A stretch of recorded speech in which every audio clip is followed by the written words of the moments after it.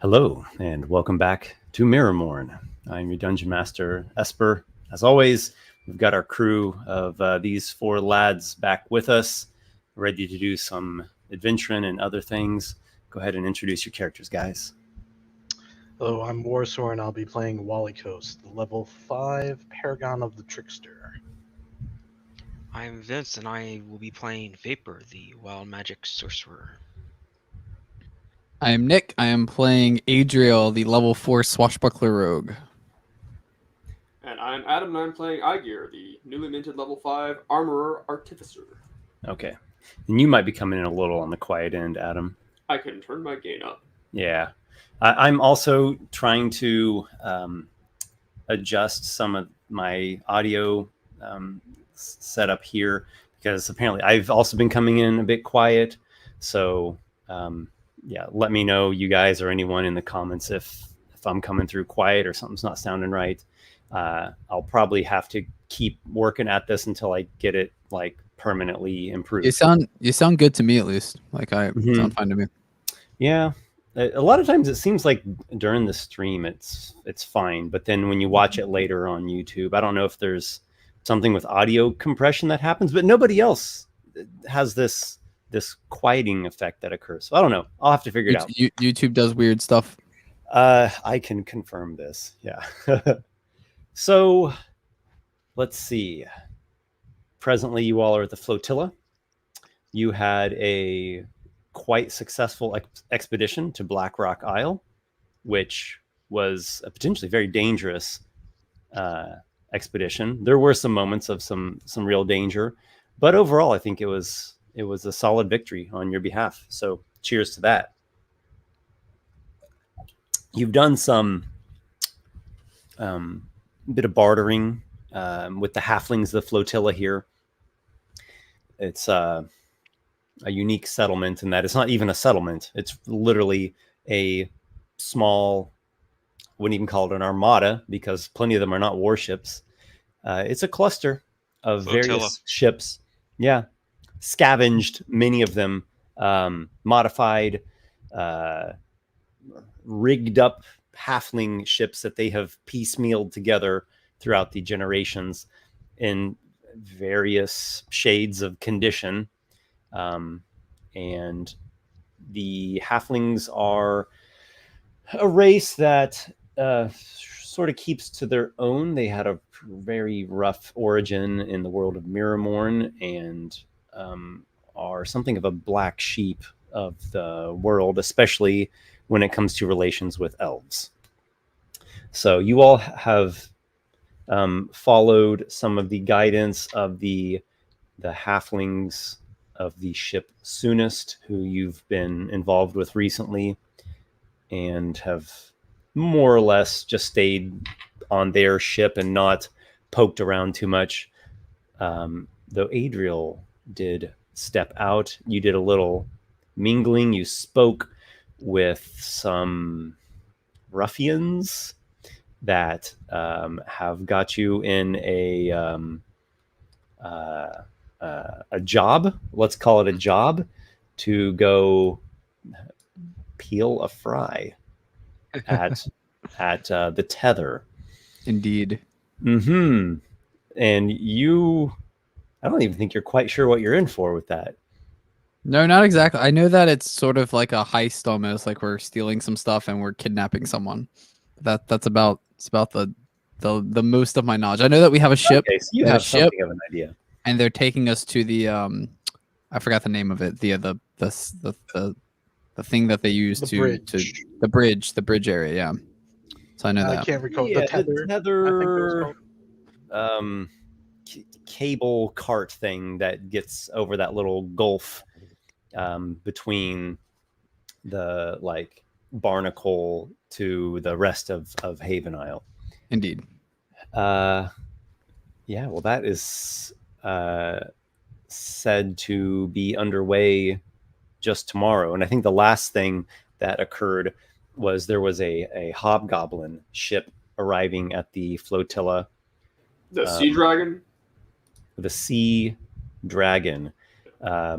goblin pirates, really, is what people would refer to this band as. Aygir is loosely familiar with them. You know that they're from Pillarstad, and that's up north. It's its own little isle city, unique goblin settlement place. And I'm looking for the name. Dog Shin is the captain. Dog Shin Quaguneg. Yeah, Dog Shin Quaguneg. So I think that's where we left it off. Take it away, guys. I'm ready for anything. I think I'm with I think we ended it with me meeting with Aygir, Vapor, and Walykos and letting them know about my little thing. And it seems like Walykos wanted to assist. Sorry, let me. Yeah. Excuse me. So Walykos wanted to assist. Aygir and Vapor seemed to kind of be a little bit on the fence, but I think that you guys wanted to at least come with us on the ship. You just wouldn't assist in the actual heist, right? Yeah, I think Or we did I- volunteered to basically not be party to any of the actual, accompliship of it, Yeah. so that we wouldn't be complicit. The thievery, yeah. We were. For some reason I thought we were going to stay on the ship we were on, but that doesn't make sense. No. No. See, that's what I Yeah. kind of thought as well, which is why I didn't mention like the other ships to, or my other the other players to those people. So Right. So yeah, I think that's true, because they're taking us to the tether, which will take us, close enough to Mhm. Barnacle that we can foot slog it the rest of the way if something goes horribly wrong and you Mhm. die a death, and we just need to move on.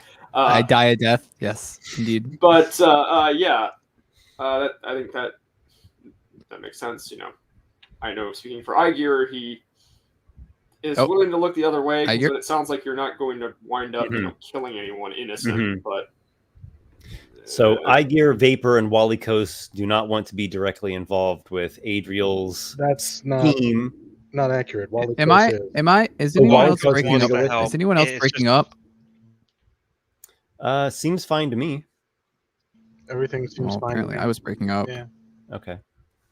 So Walykos has decided to go along with Adriel on this scheme. Aygir and Vapor want no part in it, though, as Aygir said, he's willing to turn a blind eye to whatever dirty work you're about ready to stick your nose in. And of course, before they leave Barnacle, Aygir is somewhat interested in hearing about the activities of Dog Shin Quaguneg and the Sea Dragon, and why they're here, what they're doing, etc. Uh-huh. Are you going to speak with him? Speak with is a strong word, but maybe sort of watch from afar or get a little bit closer to observe, and then if he contacts me for some reason, I certainly won't not talk. You want to get in eye, like within view where he could notice you? Yeah, I won't hide. If he's not looking for me, then it's none of my business what he's doing here, really. But just call it curiosity. Okay. So you see the Sea Dragon, which is this wondrous hobgoblin ship with sort of a galley type shape to it, but the sails are quite different. Triangular, what do I call these, frilled or batwing shaped things? Latine. There we go. Latine maritime sails. term Yep. They're for quite triangular sails, quite batwing shaped. And you see that some of the crew are actual goblins, as in the small folk goblins, but more of them are hobgoblins. And the small goblins stay on the ship, and it seems like they're, taking care of the menial work and stuff. Dog Shin and a few of his warriors, strapping hobgoblin men, lay down a gangplank, and they step onto one of the nearby barge platforms, and they're filtering into the flotilla, and you go off in that general direction, by yourself, it sounds like.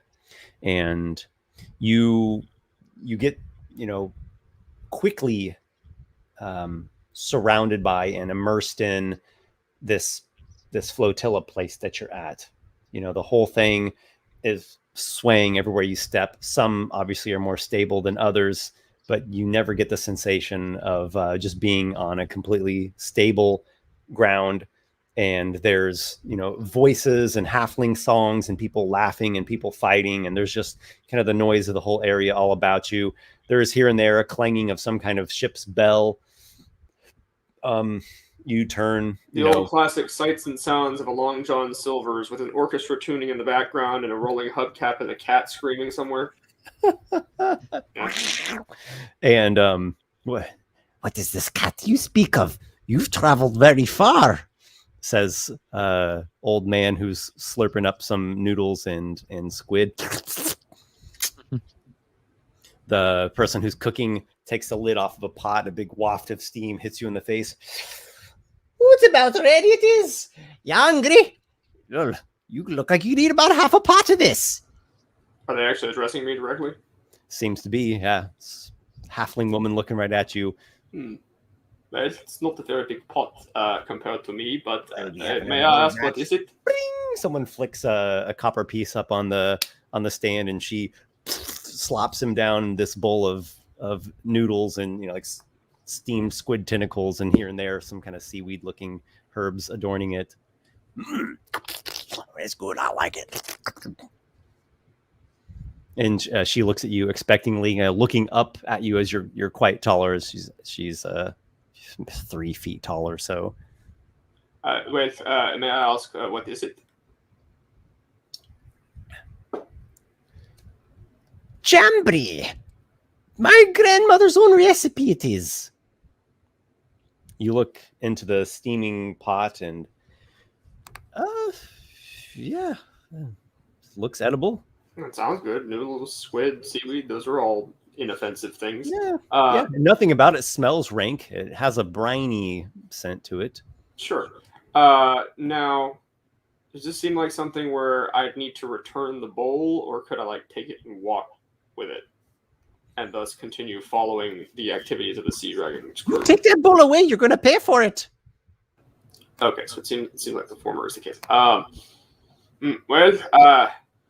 Sadly, I'll have to pass at the moment, but I will be back this way later, and if there's another fresh pot by then, my money is yours. Suit yourself. And you continue along, it sounds like, until you, after some time, get a glimpse of Dog Shin and his men. The two strong-looking warriors with, rusty colored skin and particularly tanned on their foreheads and their noses. And they've got their coarse hair pulled back into ties and braids and such. Light armor, hobgoblin saber type weapons. They're armed and well armored. These are no one to be trifled with. There's a number of other halflings that are watching these 3 hobgoblins. Passers by, along the gangplanks and the netways and the little platforms of the ships. Some watch from up and some from discrete locations. Many are just passing by and they happen to catch a glimpse and they pause for a moment and say something to one another in their halfling talk, which is a bit tricky to catch. Think of the Elvish tongue, but it's like they only half pronounce the words, and they mash words together, and they use all these contractions that you're not familiar with, and they slip in all these unfamiliar terms. It's very jargon laced. So it's like if you're from Mexico and you go to Puerto Rico. It's quite a dialect, and you catch bits and pieces of it. The 2 associates, sea dogs we might call them, that are with Dog Shin, they are They seem to be, just keeping an eye out. Their heads are quite on a swivel. Dog Shin himself is speaking to a rotund halfling dealer or merchant or some kind of trader, right? And he's gesturing or indicating to some box that the hobgoblins brought, and they're trying to work through some kind of communication. It looks like there's a bit of a language barrier, but they're figuring it out, as traders from different lands and regions often do. Are you trying to remain discreet and it's kind of peeking out from behind some cover, or do you want to be where they could easily see you? Like you want to be conspicuous? Yeah, I'm not going to bother hiding, because if his business, not that his business would involve me, but if his business does involve me, he'll see me, and if it doesn't and he doesn't want me there, he'll say to leave and I'll leave. Okay. All right. So the dealing goes on for a little while between Dog Shin and this rotund halfling trader. They seem to come to an agreement about it, and the halfling is inspecting whatever's in the box, and then he's got some of his own men. He's got some guards and someone that's helping him, who starts producing these sacks, and they're putting on a scale to weigh out maybe some kind of payment. And there's a moment where Dog Shin just does like a scan around, and it's that look of like someone who is trained and someone who knows what the hell they're doing. Like there's a very intentional way about his gaze, and through the pan around that he does, there's a moment where he sees you, gives a nod like that, and just kind of continues around. He's a pretty well-weathered fellow. He's wearing some light armor put together by hides or scales, organic things. So sort of a light scale type armor. He's got a pretty nice looking sword. It seems that he has a hand crossbow as well. He quite favors a variety of different colors. Whereas his allies are like these, tans and ochres and muddled brick type colors. He's got different colorations adorning his armor. He's got like sea foam green in there. There's like a yellowy and orange bit on his belt braided in there. Even his he has like a chin beard. He's got it in 3 different braids, and each one is a different color. So he's this, kind of a, I'm not going to say bouquet because it's not a gestury look to it, but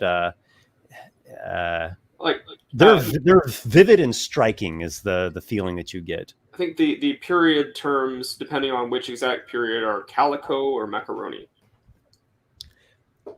You know what it reminds you of, honestly, is it reminds you of a large reptilian creature we might call a dinosaur, that has like these markings and frills and different vivid colors. And when you see it, it just kind of like strikes you like that's a thing. It has something intense about it. Right. Like a pirate captain. Yep. And who knows, maybe it serves something with impressing mates. I don't know. So yeah, he just gives you a quick nod, and he seems satisfied with the deal that happened. The halfling like extends up a hand to shake his hand, and he just uses 3 fingers and shakes the guy's hand. Doesn't linger on it, just gives it a couple,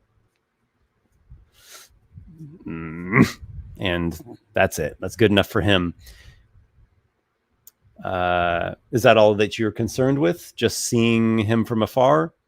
They are not approaching you. Well, I am one whose curiosity frequently gets him in trouble.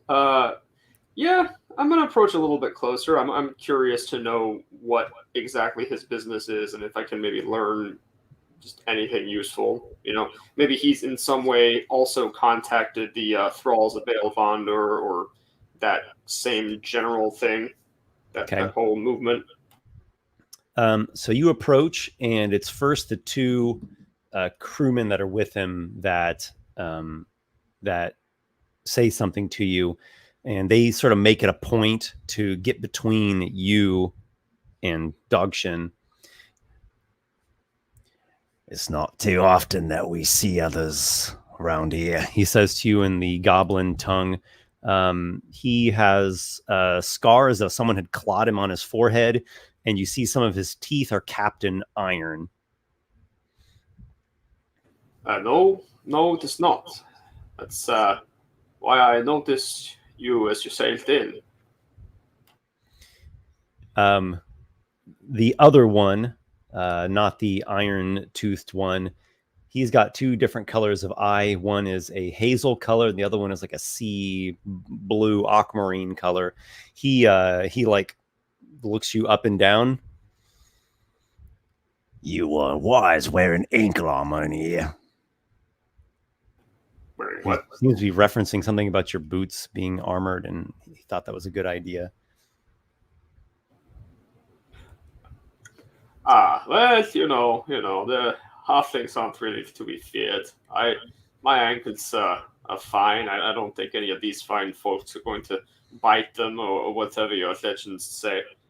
I seen a man get hamstringed by one of these fucking halflings. And I've seen multiple men be pulled under the water by, well, I don't even rightly know what it was. Dog We're just Shin. reading stories now. Dog Shin takes notice of you, and he says, I saw thee. He says this in a word that to an outside ear would hear Margolologolo, but to you hear living storm, right? So that's the sense that you get in this tongue of yours. I saw the living storm brew over here. Do you have any knowledge of this? Well, it's really funny you should mention that. As it happens, I do, yes. The iron-toothed one says, you smile a lot. You don't a lot. You should try it more. Maybe he's one of those below decks beggars. They chuckle to themselves, making some kind of lewd joke about you. Dog Shin just kind of... There was one who was levitating into the storm, says Dog Shin. Did he survive that? Yes, as it happens, he did. He may have had a bit of an unfair advantage, but he made it out unscathed as far as I know. That was no common elf then. An elf? No, he's not an elf. I don't... Well, maybe I've said too much, but he's from where I'm from. Where might that be? You mean you don't know? I mean, look at me. Do I not have the steps written all over me? Or have I been away too long? I mean specifically. Oh, here and there. Not too far from Pithastod. I say a little bit emphatically, as if to imply, yes, I know who you are. You are treasure hunters. That is such a crass and simplistic term. I'm a historian of sorts.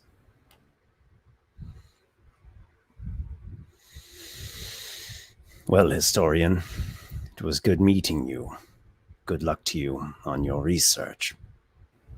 And to you and your dealings, Captain.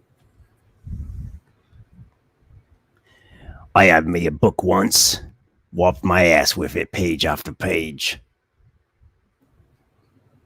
Well, I'd feel That's why bad your for hand was clean for a month. I'd feel bad for the author if he hadn't already been paid his money.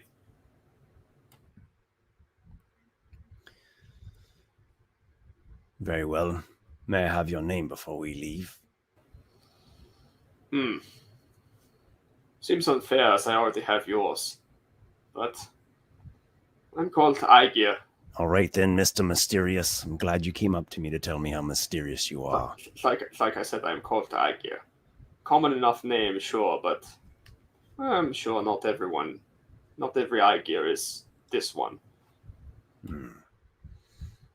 Very good, Aygir. This piss-mouthed one here is Iron Fang. And this one here is of Quatom clan. Arak, they call him. A fellow of the steppes, huh? You, Xena rider?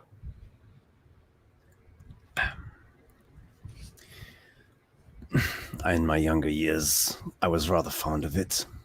But And after you ride the Sea Dragon, no Xena can ever compare. no Xena, yes, but a saber tooth, surely. You would tread on top of floating boards rather than ride astride the back of a majestic warcat. Your Can't say sword I've is not tried. forged in the plumery. You've not Generally, eaten bread and rice from the goblin tonors. the pussies that go between my legs are not the ones that can bite my cock off. Yes, that old tired line. Well, if you do ever feel like going back, there are times when I wonder about it myself. What, if I may ask to you and your captain, what brings you here to this of all places? You're a long way from Pillarstad. Well, as I said, it was a living storm that drew our attention. Prior to that, we had been doing our glory seeking. Glory seeking. Yes. And We what did raided you a number find? of coastal orc settlements.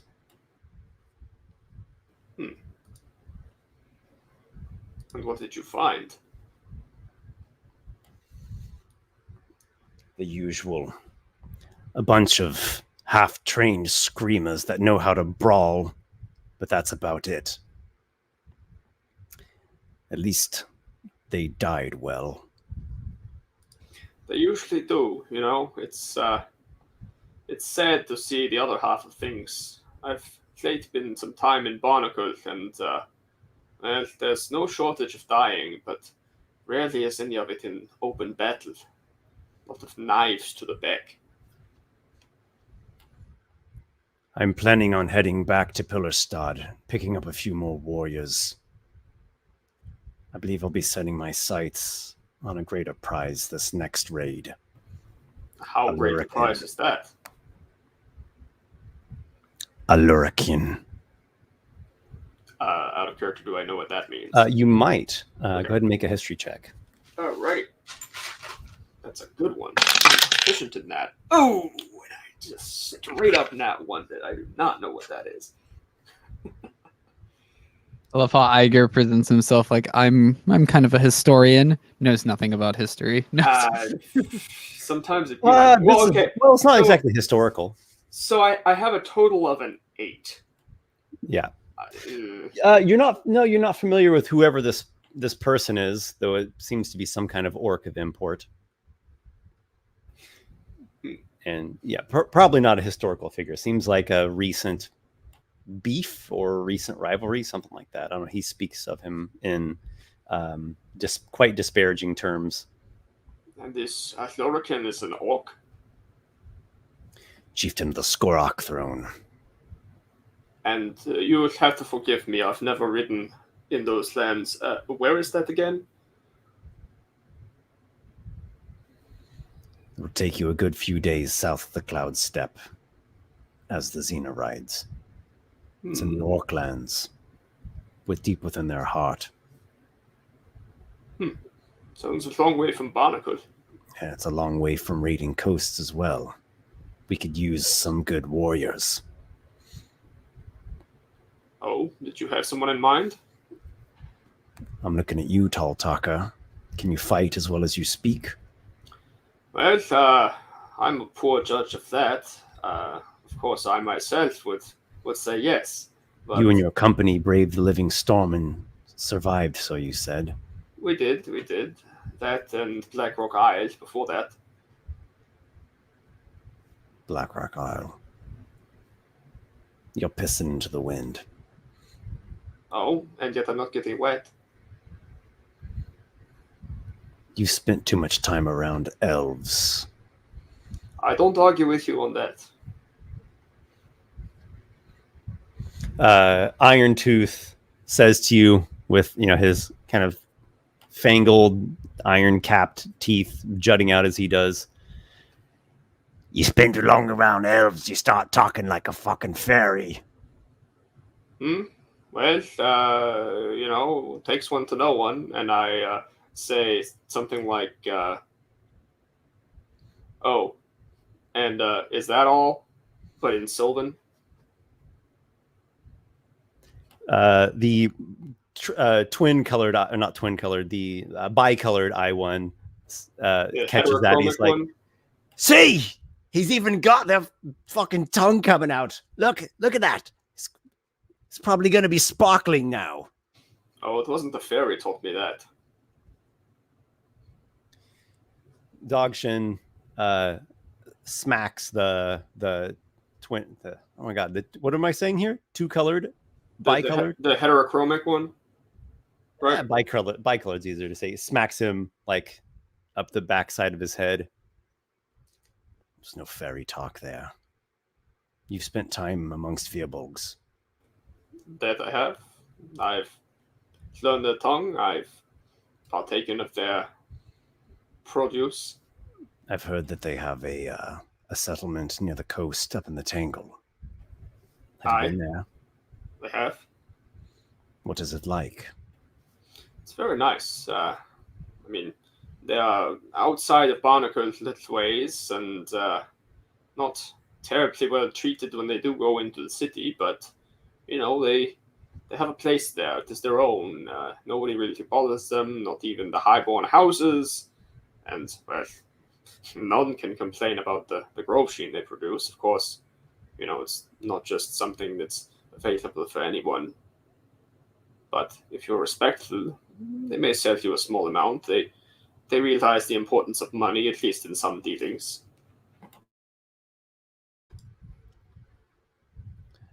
I've tried Firbolg gor Shin before. It's something else. They produce it regularly, large quantities. Regularly, yes. In large quantities, no. It's sort of a... Do they have other resources? Precious stones, coinage? They are not rich in traditional senses. If you were to raid there, you would come back sorely disappointed. There are large folk. They can probably put up a better fight than bands of disorganized orcs. Well, if you were to attack them, I would not fight on your side. Do know that. Well, that's the last thing I need then. Fighting Firbolgs and a elf-tongued hobgoblin who claims to be a Xena master yet writes no Xena. Well, if it is in fact a small quantity of their gor Shin you're after every now and then, though, then there could be a... Yeah, where is your steed, eh? Drown out there in the waves? I've not ridden for some time, but then I've not been home for some time. The time will come. It is just not yet.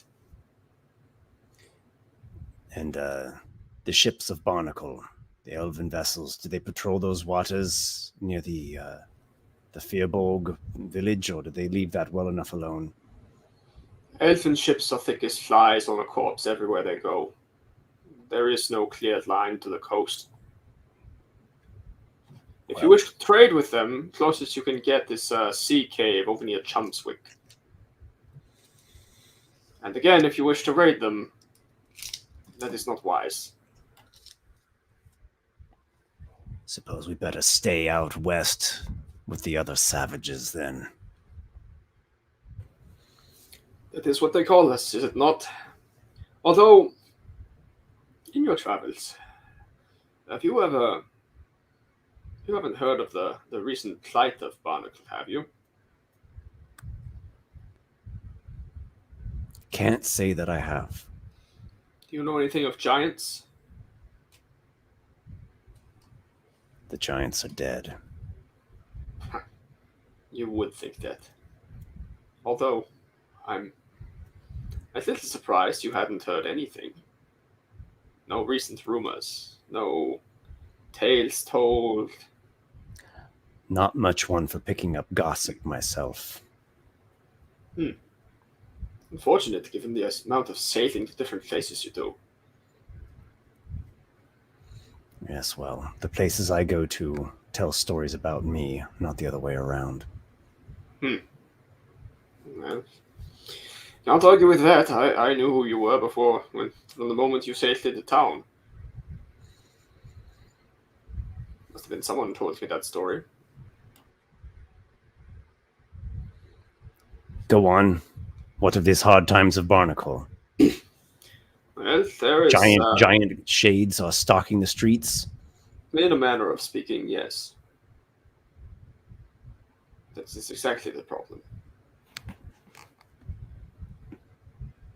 You're telling me from beyond death, specters of giants are prowling through Barnacle? Well, not physically, more of a metaphorical sense. Well, metaphors don't kill people. No, but a so-called Night Stalker does. What kind of amateur cunt calls himself a Night Stalker? That's what I thought, but apparently it's quite an issue. And supposedly has something to do with an old giant. Some sort of a former lord who wants his throne back, or some such. Well then, why aren't the elves rooting him out and killing him? It's just one man. I don't think it's quite that simple. Just a man is not really an appropriate term if what I know is to be believed. He's more than a man. He's something quite else. I see. So Barnacle has a boogie. I'll be shedding no tears or losing any sleep over that. Well, if you do find yourself near there, though, we could make a deal for some gor-Temu. And, in return, perhaps, if my associates and I are ever to need a little bit of extra muscle that's a bit more muscular than a halfling crew, perhaps we'd find that in the form of you and your crew? You know who puts up a better fight than an orc, right? A giant. Well, I'll believe it the day that I see a giant walking around. That they might not be quite so far. Always be on the lookout. Yes. Well, that's elves for you. Constantly making up boogies and tormenting each other inside their own minds. Incessant, neurotic folk they are. I can't stand them. Ah, yes, well, you know what they say. Elves can't live with them.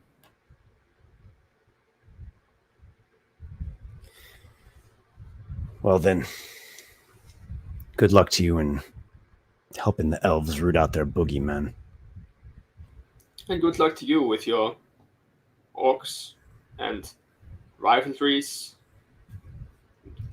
Perhaps the successful conclusion of one, as it sounds. Now we're talking.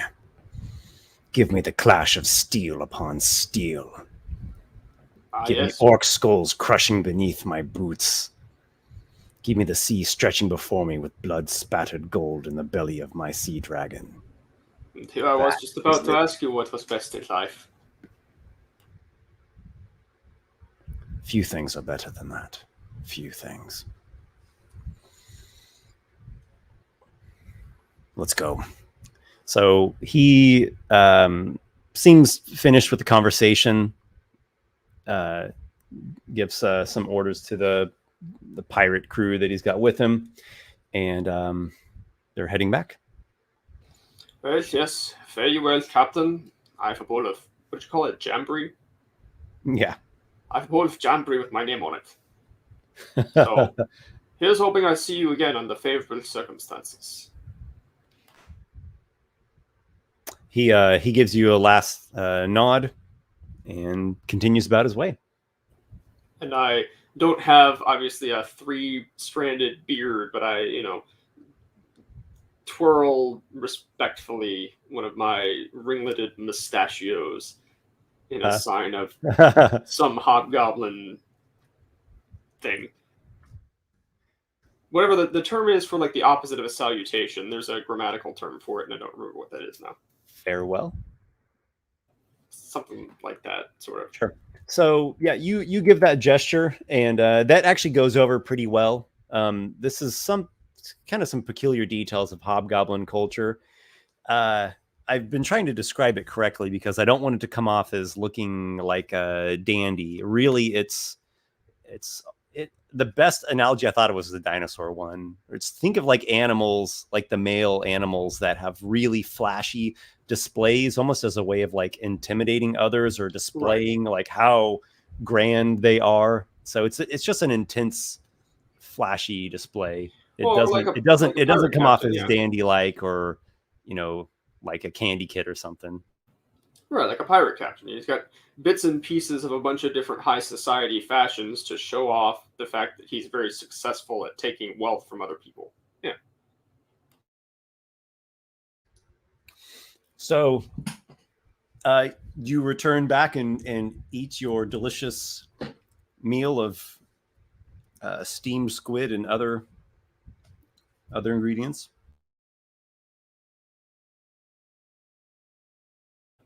Although I truly hope the squid has been perhaps grilled before it was steamed, just so it has some kind of flavor and a better texture. But I'm sure the broth is nice. And the noodles. Noodles are always nice. Alas, no grilled accent, no smokiness, just a nice, briny, sloppy thing that she splorshes down into a bowl for you. You want to stay healthy, you got to eat plenty of that. Eat your soup.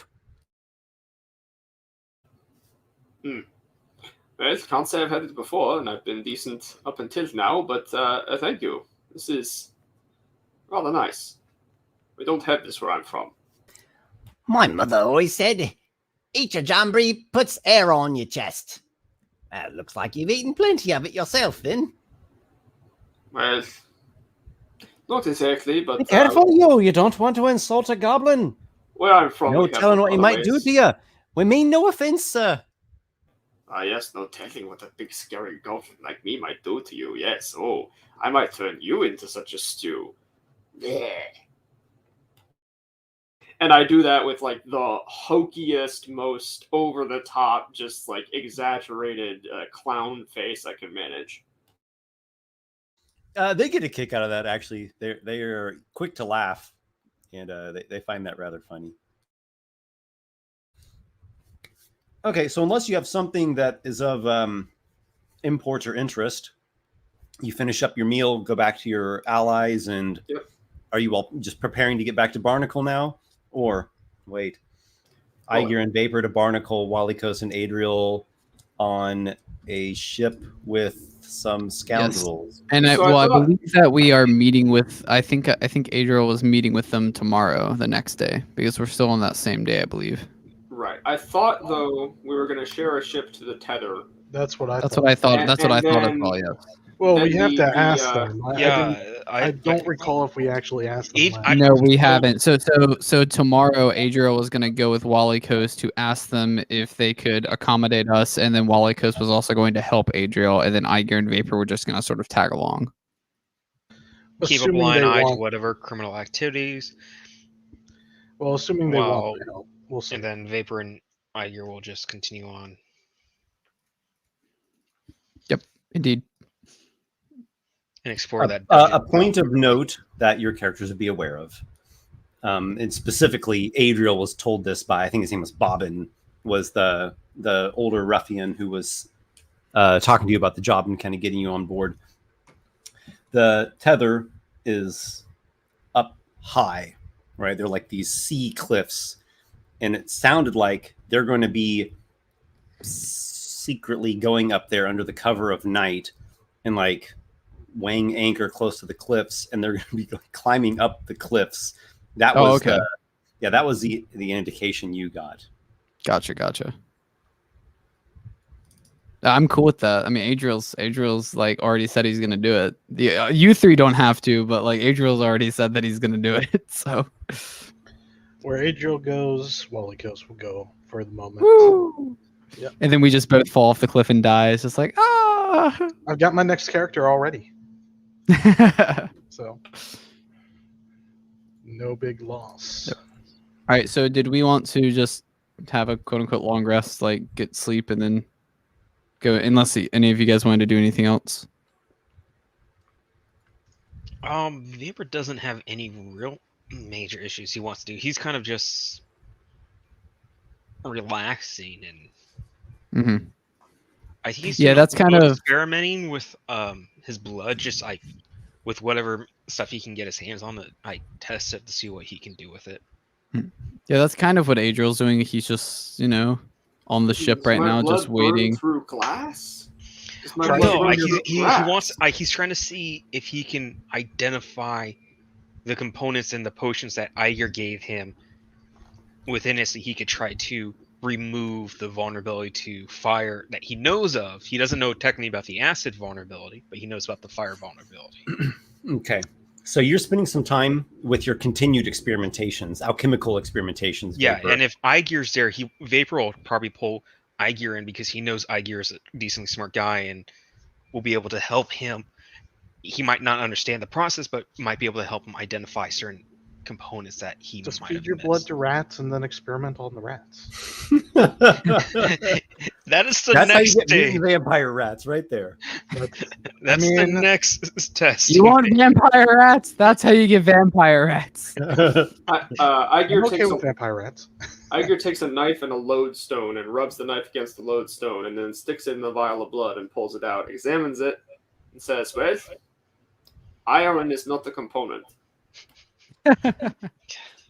And Vapor's writing this now, and I was like, I had an idea that iron wasn't. It's probably based off of blood of some sorts and mostly organic components.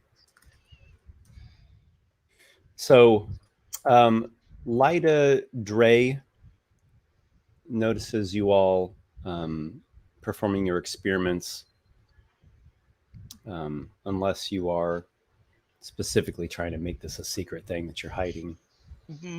Somewhat. He's Vapor does not want people trying to take his blood to replicate whatever has happened to him. Okay. Well, then you notice her. Maybe you hear her walking by.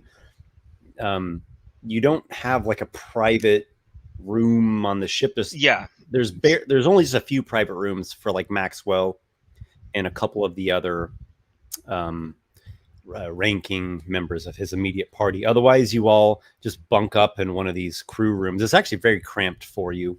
So she's walking by, and she, hears something, and she just like pokes her head in the door, but she doesn't really have a direct view, and so she just says, "Is everything okay over there?"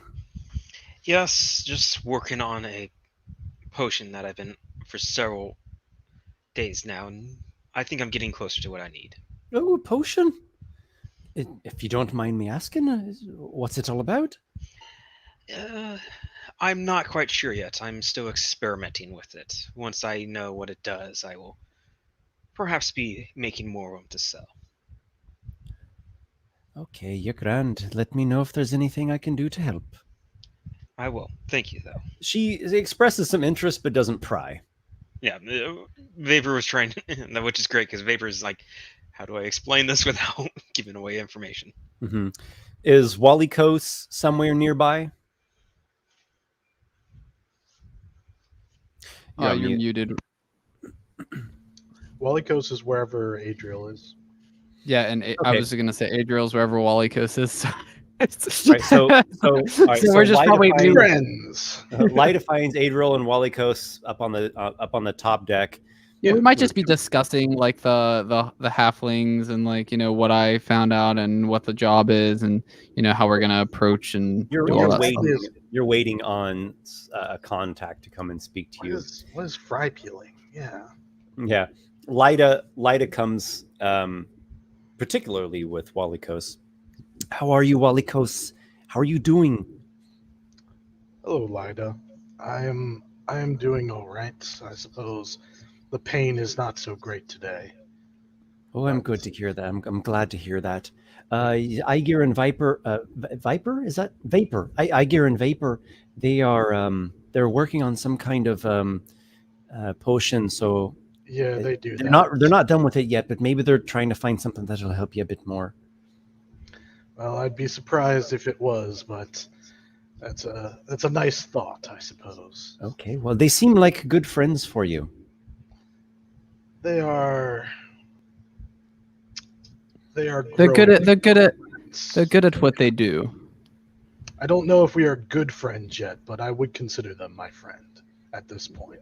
Oh, well, I consider myself to be an excellent judge of character. I've known many people in my life. I have a bit of an intuition, you might say, and that's the kind of person that you want to hold on to. Yeah, don't let them just go off and into the dusty horizon.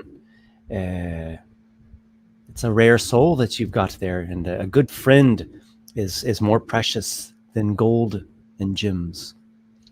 Those words are true from my experience as well. And I look towards Adriel, just the briefest little glance. Yeah, I give you kind of a bit of a nod. Yeah.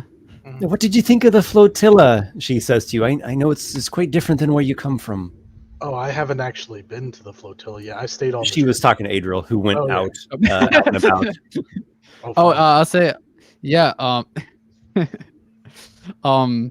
Actually, yes. It was quite interesting. I had this very spicy food. It was not really in my taste per se, but apparently there's some kind of witch or sea hag myth going around. Some creature out there. I believe they're called the I have it written down. The where was it? Krina Tealteeth, I believe. Krina Tealteeth. Oh yeah, you heard about Krina Tealteeth. Oh yes, you've heard of that as well. A bad case, really. I feel a bit of pity for her, though. She sort of brought it on herself. Who is this Krina Tealteeth or what? Oh, it's some kind of sea witch or sea hag. She cursed this what's her name, Thelma, that I met up there. Or apparently she cursed them. I haven't seen any indication that the sea hag exists, but perhaps it does. It was just an interesting tale I heard while eating my food. And what is this curse? Well, Krina is an older halfling woman. She'd lived in the flotilla her whole life, as most of us have. And Thelma was friends with her, or at least they worked together for quite some time.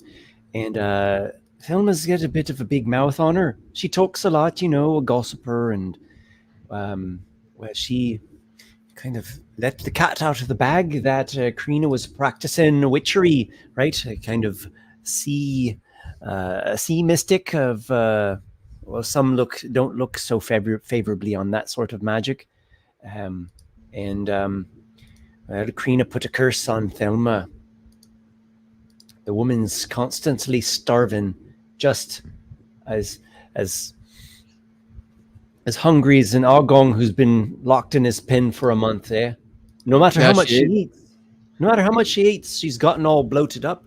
I thought it was that she needed a spicy thing or something, if memory serves us. Yeah, she did. Yeah, I was gonna. I thought that was what you craved. Yes. Well, yeah. Krina made off. She got ran off. I don't know. I've heard different stories. Some say they were trying to lock her up and do justice on her, and others say she just slipped away, fled on her own. But she's not been around for some time now. But Thelma, she says she needs a kind of pepper, I guess, some kind of hot pepper to break this curse that's on her. I know that they mentioned it to me, Esper. I did not write it down. Do you remember the name of the pepper? Thelma had said scorching pepper. Pepper. Okay. Scorching pepper. Mm-hmm. Yes, I think Thelma mentioned something about a scorching pepper. I asked a little bit around just to see if it was actually out there anywhere, but no one seemed to know anything about it. Said that it was some kind of a myth, or she's just blasting nonsense. Interesting. Oh And- no! The sea witches are a very real thing. Yes, and well, they consort with dark gods of the ocean. But this curse, the power, will it not fade over time, or is it just forever? Like, this seems very odd magic. I mean, a curse is a curse. It stays until it's broken. I have an interest. That's in just how it breaking- is. It's tragic. I'm sorry to be the one to tell you that. No, I understand. I just have an interest in curses. Perhaps there might be something in this cursed woman that might be able to help me as well. Yes. Well, there seems to be a lot of that sort of thing going around these days. It's a strange age we find ourselves in. That vapor, he's got a condition too, doesn't he? Yes, it seems as though most of our party is just arriving with conditions at the moment. His condition is a little bit different. I think that that's not a curse so much as it is some sort of thing he did at some point. Thing he did, Aygir. Well, I've seen you all now for a good number of days, and you do some things. Be that as it may, I've got a hunch that if someone was able to lift curses, they could probably restore him. Hopefully, you as well. It might be worth seeking out a healer somewhere. Do you happen to know of any healers around? Yeah. Well, I mean, we have a couple here on the flotilla, but not some that are able to invoke such magic as breaking curses. But there's not one in Barnacle. There should There must be some sort of priest of the noble houses. Perhaps, look but into it when we get back to Barnacle. Yes, indeed. Do you think that this seems like you know a bit more about this Karina Tilteeth than the people up in the flotilla? Would she happen to have any kind of magic that could help with curses? I know that she causes them, but would she happen to be able to fix them as well? The one who places the curse could undo it. I'm gonna look to Walykos, sort of not gonna help us. Unfortunately not. Yeah. Nobody knows where Karina is, but I don't think anyone's gone looking for her. I mean, Why would you? leave the flotilla's dangerous business. Yeah, I don't see a reason to really Take it find from her. me It seems firsthand, that- I can tell you. I don't really see a reason to find her. It seems the only person she's done any harm to is Thelma, and well, Thelma didn't really seem like a character I wanted to help without pay. In any case, Well, I mean, I don't know what she could pay you, but there's got to be some sort of reward, a justification in doing so if you were able to. I don't know. I've never exactly heard of scorching pepper. I've tasted peppers that scorched my tongue, but not properly named as such. pepper, you'd think it would grow someplace dry. Yeah, hard to say. What of Aygir? Does he know of such things out from the steplands? I don't think we've asked him. I mean, this is the first I heard of Adriel, unless you told him. No, I haven't told him. Honestly, I didn't really think this of much import, but the Yeah, more we're talking with you, it seems maybe this scorching pepper has some value. Maybe Aygir does know something about it. Whatever it is, if it even exists, I don't know.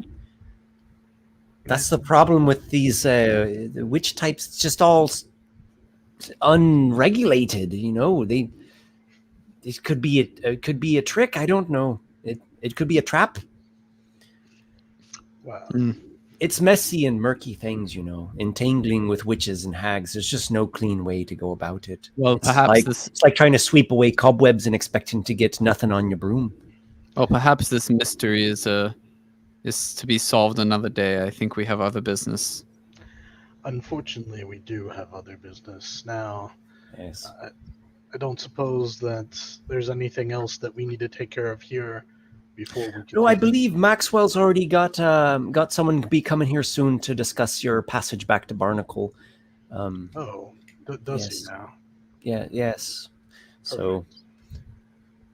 I suppose we should hear out whoever that is. They might have opportunities for those of us who are not. Oh well, he can tell you about that. I don't know. Mhm.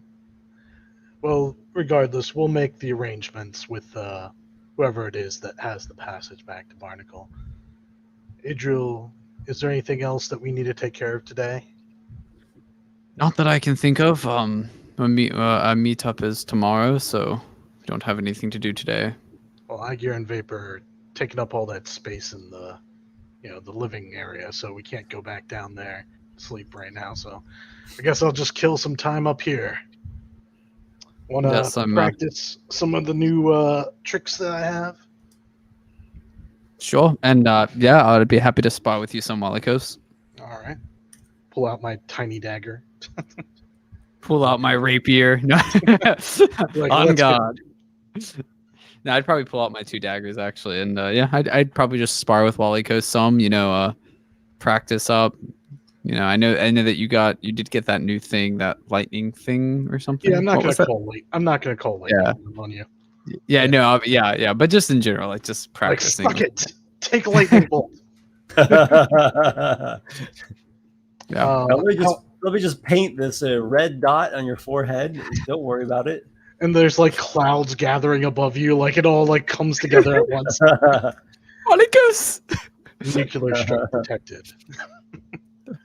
Nah, but I could do some crazy things like with the Master of Masks. I could, in the middle of our little spar, like flash my face into like your mother's face or something. You'd be like, "What?" And then I'd get my advantage attack. Yeah, I'd probably just do rogue things.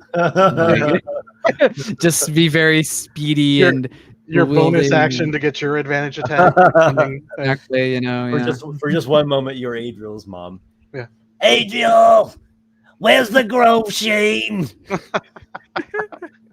I know how to, because I actually know the person. I can impersonate them like that, Esper. That's true. And then I could be You your gotta dad. hack and cough quite a bit. She's a very heavy smoker. Yeah, and that could be Ginteljar as well. Mhm. Who probably has a better relationship with him. Yeah. Yeah. All right, so let's move things forward a little bit more. Go on. We've got all 4 of you up on deck, and there's actually a couple of different halflings that are coming to meet with you all. Now, is this the next day? Later the same day. Later Yep. same day, okay. Just before supper time. We got Maxwell Fruck, ship captain of Sunis. You know him.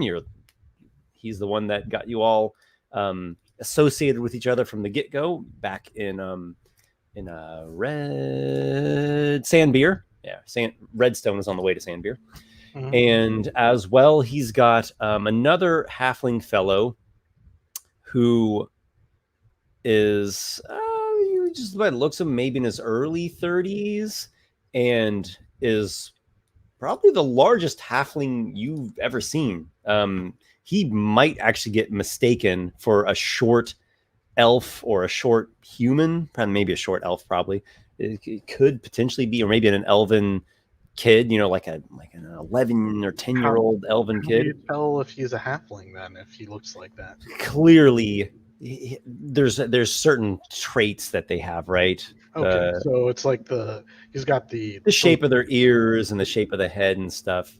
But at a glance, a short human might be like a couple inches under 5 feet tall with proportionally sized feet, and this guy's like 4'4" with size 15 feet.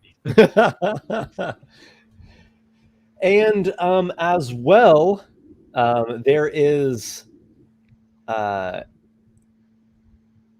a pretty well-appointed halfling who's wearing like this very nice doublet, and he's got like this little cape coming off of his shoulders, and he walks with a cane and a pretty fancy, dapper fellow. He wears a nice hat, a nice like polished leathery hat with with that tricorn style and this big plumage coming out of it. And he's got a few others that look to be associates or aides or someone along with him. And this one halfling kind of canters ahead of them all. He has this like curly gray hair on the sides. It's bald on the top, kind of older, puffy eye cheeks. And he also is wearing this real flamboyant type doublet. And he takes out this little horn and goes,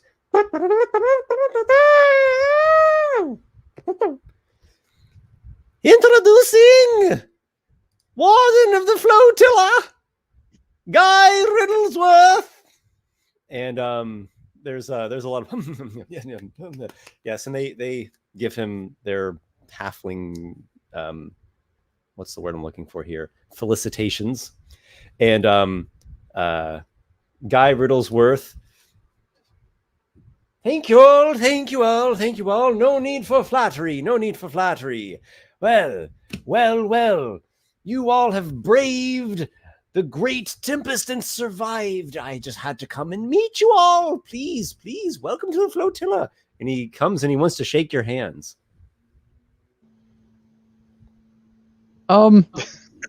Adriel's a little just confused. He'll probably shake the guy's hand, but after thinking about it a little while, do I really want to associate with this guy? But then he'll shake the guy's hand. No need to be nervous. No need to be nervous. Oh, I'm meeting great heroes. It titillates me. Yes. Hello. To Walykos next. Yeah, Walykos's hand is a little bit misshapen, so it's got these weird kind of things that it does. This guy shakes.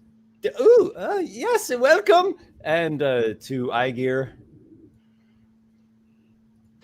Aygir extends a finger to shake. Oh, I've never shook the hand of a goblin kind before, but today I'm glad of it.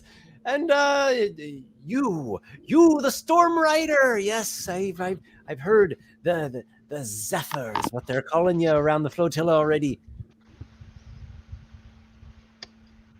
Okay, Vapor is kind of just You look a bit seasick. Can we get you some medicine for that? I know you're probably not used to being somewhere like this. I am fine. One of the attendants, she comes to you. She wears this silken gown. It's sewn up and stitched up and patched in many places, so it does give a patchwork effect, like a quilt of silks. But apparently to her, it's this finery.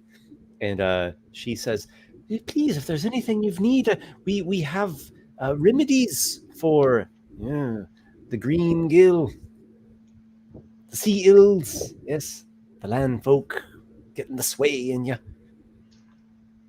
Is there something we can help you with? Yes. Why are you here? Oh, I'm honored that you would ask, says Guy Riddlesworth. Well, there must be something you could help us with. What of the Hobgoblins? Yes, the pirates of the Sea Dragon. Do they mean us any threat? Are they up to no good? What have you heard? What do you know? I have no idea. Anyone else here in the Vanguard know anything about that? And No, just a I've never reminder, heard of this. The Vanguard's the name that we agreed on. Yeah, for the moment. No, I've I never like heard that. of It has a this. nice ring to it. It's a work in progress. But yes, Warden, like my friend here asked, what are you doing here? Is there anything we can help you with? That is not just giving you information. I mean, Oh, well, I was here to officially welcome you as guests of the flotilla, and it's my pleasure to meet such heroes. Say, Yep. Zephyr, how did you do it? How did you ride the storm? Was it a work of your magic? I'm just gonna like glance over at Walykos, like, oh, this guy's just here because he wants to like meet people who are like quote unquote famous.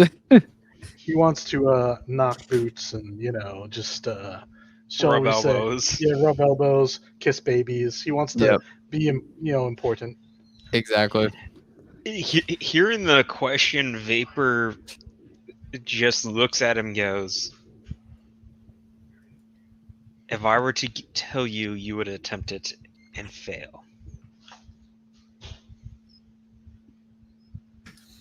Okay, well, I'm no great magician, but I know one when I see one. Clearly it is your tempestuous magic that allowed you to mingle with the mighty storm that brewed over our very flotilla. Did you have something to do in the storm's passing? Yes, it did not damage us. Not much this time. Well, if he did, that information sounds rather valuable. Perhaps there might be some reward of some sort for one who channeled the storm elsewhere. Ah, I see. Shrewd businessmen, the lot of you. Nice, I respect that.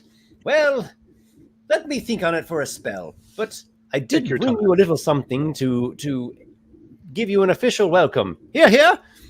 And some of the attendants of the warden of the flotilla come out, and they present to you packets of smoked fish and Welcome basket, salted dried squids, and some breads, and they bring you all these things that you can eat.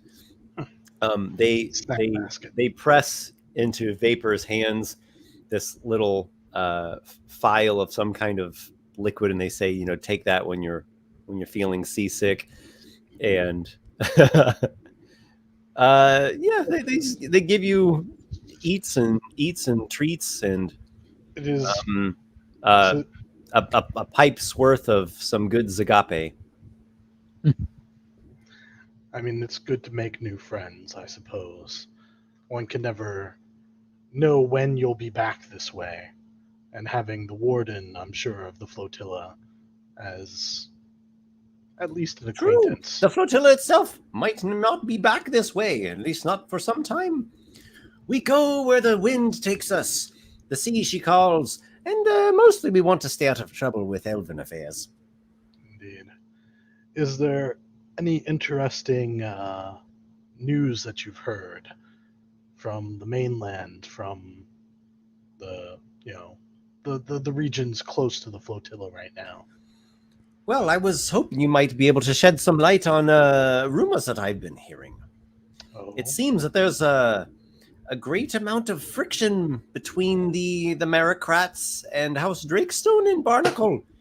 That there was an assassination attempt on the Duke.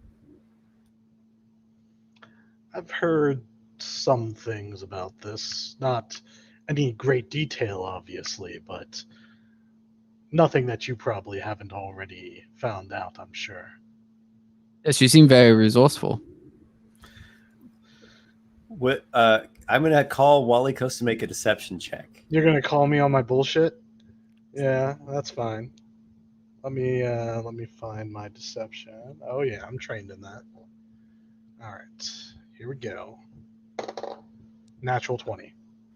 So Walykos, who was one of +7. the first-hand observers of the assassination attempt on Duke Ormond Drakestone, passes it off of, yeah, I've heard this rumor as well. Yeah, I mean, we passed through there several months, or we were there a while back, which is true. Adriel and me have lived there all our lives, so we were there a while back, and well, I have no particular great affection for the Duke or for any of the leaders of Barnacle, for that matter, but I mean, I hate to think that there would be such a bloodshed and violence in the city that the Duke's own life was nearly taken.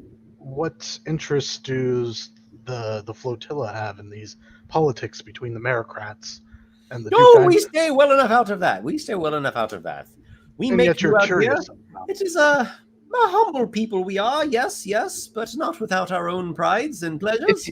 If you're so humble and you want to stay out of it so much, then why are you asking so many questions about what's happening in a city that has nothing to do with you?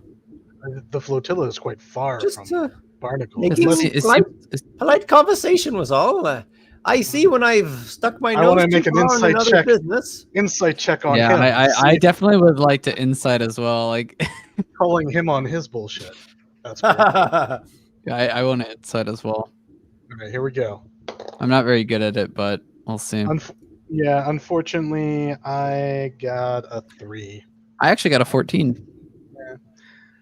My nat 20 was used up on the deception.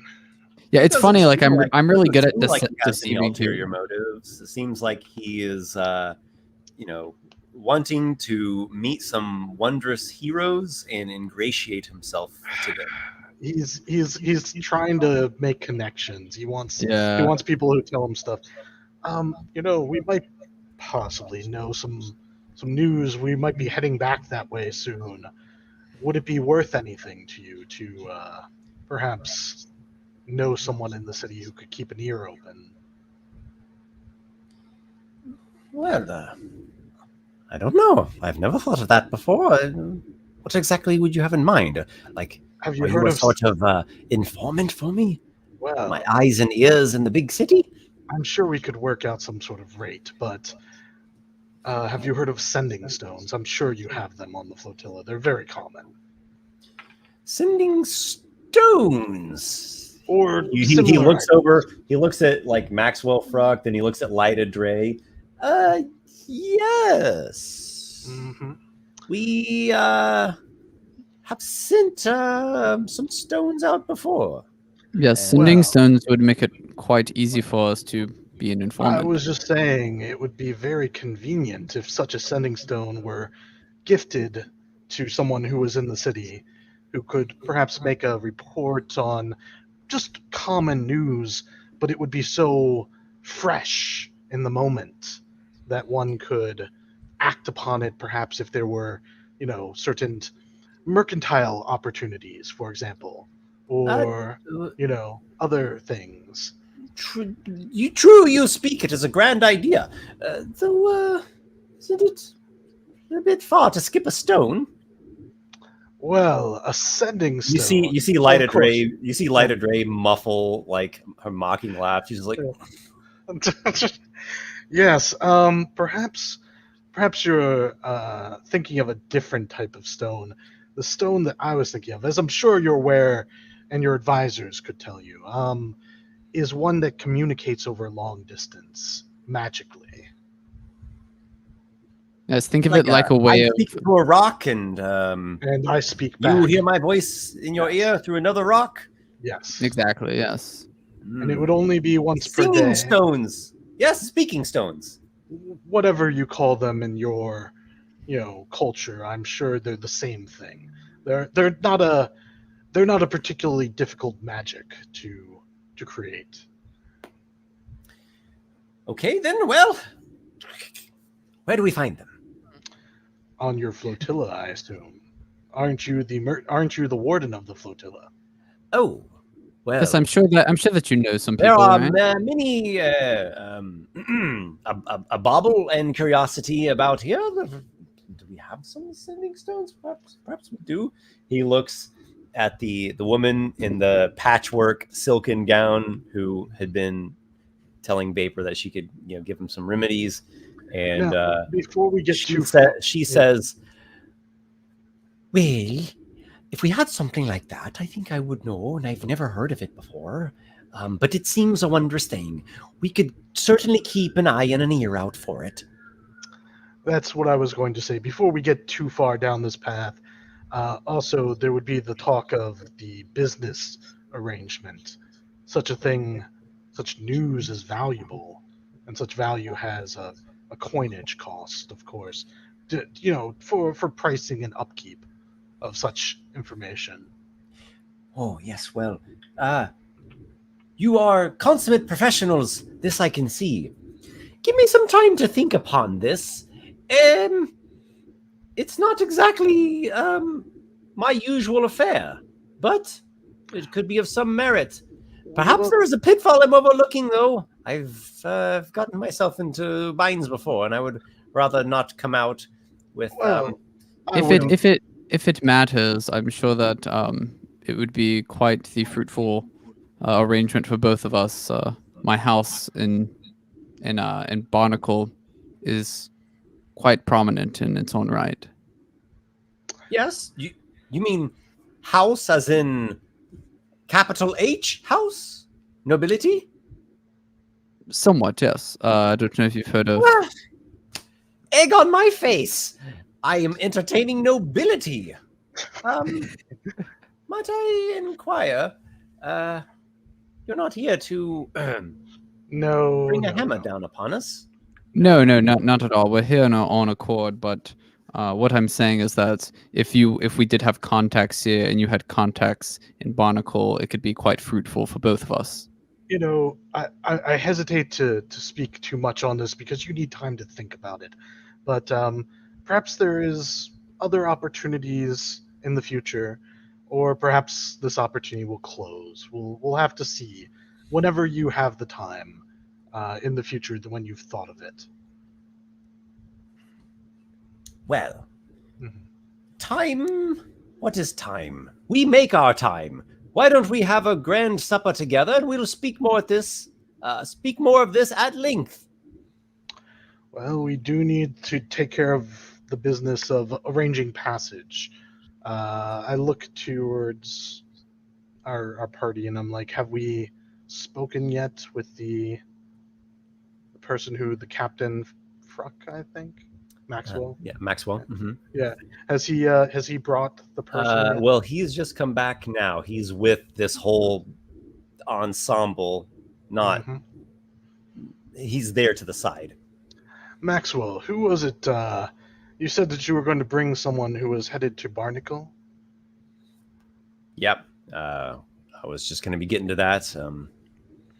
Warden, when at your pleasure.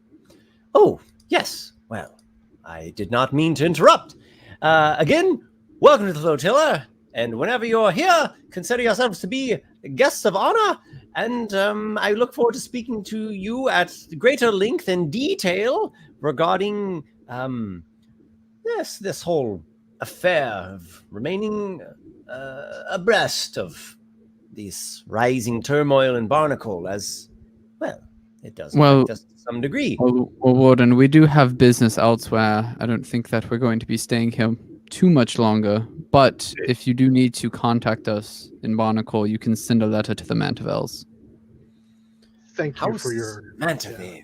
Your interest. Well then, Lord Mantevale, it would be my honor. I'll give him a nod. It's been our pleasure to have your esteemed person visit us at this time.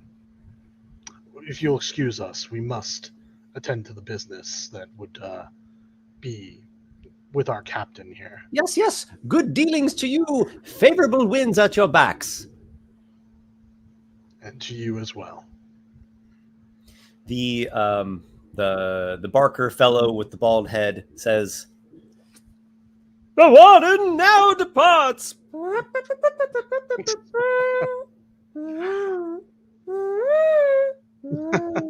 And that retinue makes their way off the ship, leaving Maxwell and his crew and this larger halfling. I mean, he's like a 3/4ling at this point. Well. Guests of honor.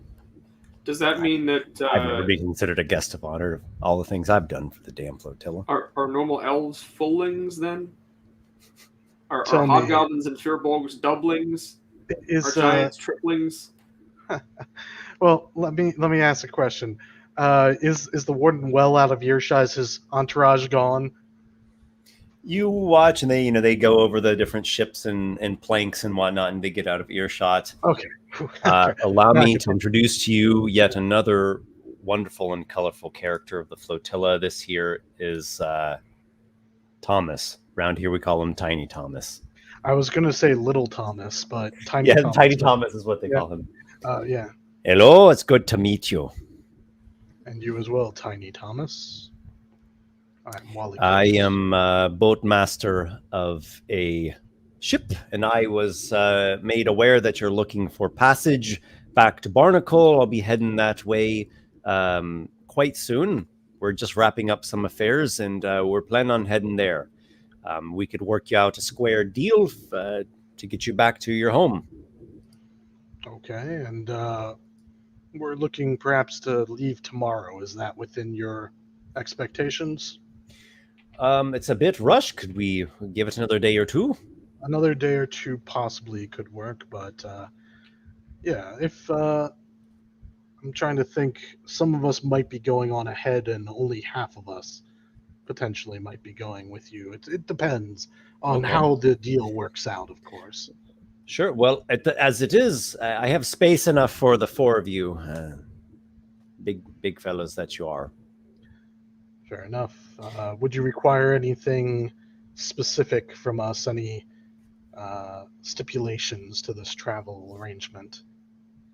Or is it simply we pay you and we get passage and we don't have to worry Strictly about ship's passage. Yes, it's going to be a mercantile run for us to Barnacle. Standard thing when we come through these waters. How much would it cost? the price? I'll be asking 5 silver a head. No, I'm just kidding. Like, how dare you? You know who this is? This is Adriel Mantavale. No, I'm just kidding. You charge me at least 10 gold. I know. I'm just kidding. I look at everyone. No, it's fine. And I'm like, I'll stab your. No. Yeah, it's No. a nominal amount. You don't need to mess with your character sheets or Yeah. anything. I just kind of It's nod. not I'm like, it's not a seems really. fair. It's just going to be like a day or so to Yeah, get. Adriel Yeah. responds. Yeah, that seems quite reasonable, actually. I'm fine with it. I don't know if Adriel and I will be accompanying. We may have a slight side tour that we need to do from the flotilla, and then we'll meet up in Barnacle potentially.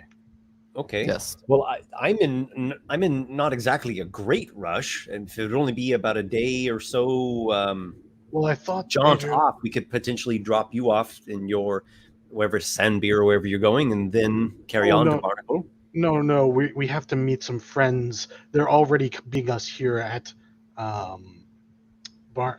flotilla, and we're going to go with them. There's a job that they need some help with. Yes, we have a bit of business to deal with. Oh, okay. Well, I hope your business is lucrative. And as for you two, All we can hope. Aygir, Vapor. Can I just say it's gonna be hilarious if like Walykos and I are like robbing this place while Aygir and Vapor are like going across it normally.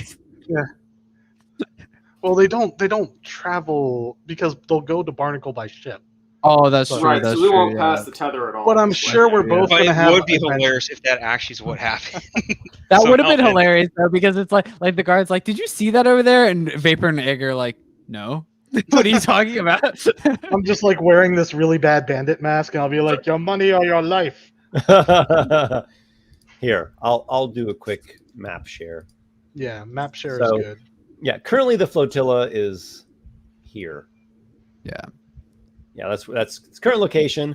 So And basically, then Aygir and the Vapor would passage just will be go taking like the water. this. Yeah. To Barnacle, but that other ship, they didn't say how, but they're planning on ending up like somewhere over here by Okay, the tether, Yeah. and then And then they're also going back to Barnacle afterwards. sneaking up on there. He did not say. I thought did that he said actually- no. He That's did. where He he did. He did. said that he had connections in Barnacle that he was going to lay low in. Did he say that? Oh, okay. He did Yeah. say that. Yeah, because they wanted to have. That's an why do you alibi. think we were going to? Oh, that's okay. Remember, that's why we were all going to take his ship because we thought Mhm. it was going to end up in Okay, Barnacle. okay, gotcha. Yep. Yeah, check the recording. We're right. Exactly. Your Honor, I rest my case. All right. It's okay. It doesn't mess up anything. It doesn't. But if they were coming back to the flotilla, I could see how we just catch a ride with the normal. Yeah. Exactly. But I But yeah, figured, but yeah, it seems. But yeah, I'll look at the guy and say, or the guy who's giving the ship and say, this does seem like a great deal. Aygir Vapor, you have a way of getting back to Barnacle, and Walykos and myself, we have our own way, and You if it know doesn't what? work out, we can always come as well. I was gonna say I don't mind giving the 5 silver to just hold the spot so he doesn't give it away. Worst case, he has an emptier hold, of 1 less passenger, but he gets paid. Yeah, that's kind of that's like a good Adriel would probably do that. Like, here, take the silver now in case we need it. Yeah, it's a courtesy to him, out of respect for him holding a spot for us if we're around when he leaves. Okay. exactly. All right. Well, that all sounds good. So I think it's pretty well settled. Vapor and Aygir are going to be aboard the Walking Squid, leaving here in 2 days, heading back to Barnacle. And it seems like it's just going to be a standard ship's passage on this kind of smaller merchant vessel crewed by halflings. And then, tomorrow, the next day, Adriel and Walykos are going to be meeting up with Bob and Wetwing and some other ruffian type fellows. I think I read that. Some ship of some kind. Yep. Bobbin and Jiff. Mm-hmm. Yep, that's it. And heading to the area of the tether, but not up, but by ship, but maybe climbing up. I'm going to, when I meet them, I want to be in disguise. I'm going to mask up, as it were, master of masks. Just because, honor among thieves and all that, but I don't know these thieves. Oh yeah, I should also clarify, like, unless I state otherwise, Adriel always has his mask on, so no one ever really sees his face. Well, I have the mask, the physical mask, but then I also magically disguise myself. Yeah, Adriel just has a cloth mask on his face. Yeah, I want to look like a regular elf, I would say. Yeah. Right, Adriel just kind of always walk around with the mask. Actually, can I just look exactly like Adriel, with the mask on the face? We're like twin brothers. Interesting. Is that what you want? Is that what we want, Adriel? Can you think of any way this can backfire? I can, but yeah, I can think of a few ways it could backfire. Yeah. All right. I will. I'd say just go as your normal self, just with your masks and stuff. Well, I will go as old Walykos with the mask on. Yeah. So I look like the old version of me before he got warped. Okay, so you look like your original true form elf Walykos with a mask, just and like with the bird mask on over that. Bird mask. Yep. Okay, gotcha. So should we go ahead and cut to this then? The 2 different groups, subgroups going out to their destinations? I'm sure Aygir and Vapor are going to have some exciting adventures as well. So, yeah. No, we're just like, okay, you guys are in Barnacle now. We're going to do Walykos and Adriel. Well, Walykos and Adriel do leave first, so let's do that. All right, let's get it done. So, you 2... Should we do the introduction stuff? Because obviously they don't know who Walykos is. Yeah, you 2 are meeting up with... Just thinking of every heist. Bringing my friend into the heist. He's cool, man. I vouch for him. You're meeting up with Bob and Wetwing and 3 other halfling guys. They look not finely dressed. Their clothing has a rough aspect to it. Rough, practical, and whatever colors were in their clothes have long since faded and leached out of it from salt wind and probably getting wet. I actually kind of imagine that Adriel and Walykos probably I mean, at least I don't know about Walykos, but Adriel dresses with fine clothing. He has good gear on, you know what I mean? He doesn't dress like nobility, but his gear is good gear and it all matches and it looks good, right? I was just wearing nothing but feathers. Nah. It's I'm sorry, man. I like feathers. We're bird people. Sorry, I interrupted you. Okay. So we have Adriel, the finely dressed but not overly gaudy human noble, and Walykos, the chicken man. And there are these 4 halflings coming. Bobbin is sort of a middle-aged fellow, scruffy, right? He looks kind of unshaven. The other three guys that are with him are, two of them are a little bit younger than him, and one of them is actually quite younger, can't be more than like 16 or something. Again, kind of lowly cast sort of fellows, grime under their fingernails and fidgety ways about them, but not without their japes and their jibes as well. So they come up in their ship, which is the... I have it on here somewhere. It is the... it is the Gnat. There it is. And the Gnat is not a large ship at all. In fact, there's like no below deck area to speak of that. They maybe have like a little hold that they can put some gear into, like cabinets and cupboards and little storage spaces, but there's not an under deck or a below deck floor to the ship. Like this oversized sloop thing with one sail, and they just row it the rest of the time. It's mainly used for function rather than like, luxury. Yeah, a slender thing that pierces the water, but it's not impressive at all, and it's kind of a junked aspect to it, like the thing's just been scavenged and scrapped together. But that's what they got, and Bobbin says, "Okay, well, the time has come. I'm feeling pretty good about this, having you two on board. So these are the guys. This here is Jiff, and this is Tom, and this is Peter. Hello. Hi. Greetings. Now I'll just give them a wave. I've already met them, so. You have to forgive me. I think I've slipped on the name that Adriel told me for his companion. Oh, you can call me Adriel.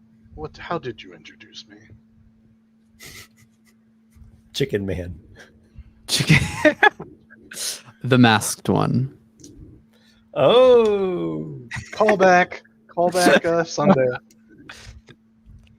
This is my friend, the masked one. that's right. Mysterious puts a chill down your spine hearing that. Yeah, you better open up your old links to Later Dreams and Nightmares videos. Get the hell out. When I woke up today, one of the first thoughts that came to my head was, "Man, I miss Dreckengrim." We'll get back there. One day, yeah, we'll go back eventually. I got a seed of an idea germinating in the back of my mind, and Well, when you're ready. Yep. We'll I'll leave it at that. I got Yeah, I'll leave it at that. I had to do the masked one reference here though, because he's wearing a mask and he's always wearing a mask, and it's great. I also have a power called the Master of Masks. Exactly, man. So, Yes. here's how it be. We are going to be making our way towards the tether. We're going to be pulling up then under cover of night. We'll be weighing anchor, and Jiff here. The two of you haven't seen him in action yet, but he's got a way with a set of rope and pitons. Yeah, they should also have my 70-foot rope, right? He's gonna set up our rig. We'll get up the cliff. You're not afraid of heights, are you, masked one, Mr. Mask? No, not at all. I'm sure that I could handle any climbing if All right. needed. Well, it is a steep climb, but not terrible. There'll be spots to rest at along the way. We've got some crampons if you want to fit them onto your shoes. Yep. Get your hands nice and chalked up, and just don't look down. It's dark anyway, so you can't quite see all the. Well, no need to go into details on it. You just I'll just be go. the first one to the You top. just go is what you do. Getting down's much easier. It's much easier. Of We've got course. just got a system. He'll show you, but you just rappel your way back down, and I'll be the first one up and the last one down, I'm sure. a man of honor, I see. Mm-hmm. Well, speaking of honor, we have ourselves a code. None of us betrays any of the other. We share the loot evenly, even split amongst all. And this is the most important one. If anyone gets caught peeling that fry, there's no ratting. Classic heist. I don't care if yeah. they put the hot irons to you. Mm-hmm. Rats go straight to the lowest circle of hell, in the belly and the depths of the abyss below the waves. Oh, trust me, if I found someone who was ratting on me, they'd have a lot more to fear than the irons that the gods would lay upon them. Rest assured, neither me or my companion will break any of those code rules. We follow similar codes ourselves. I figured so.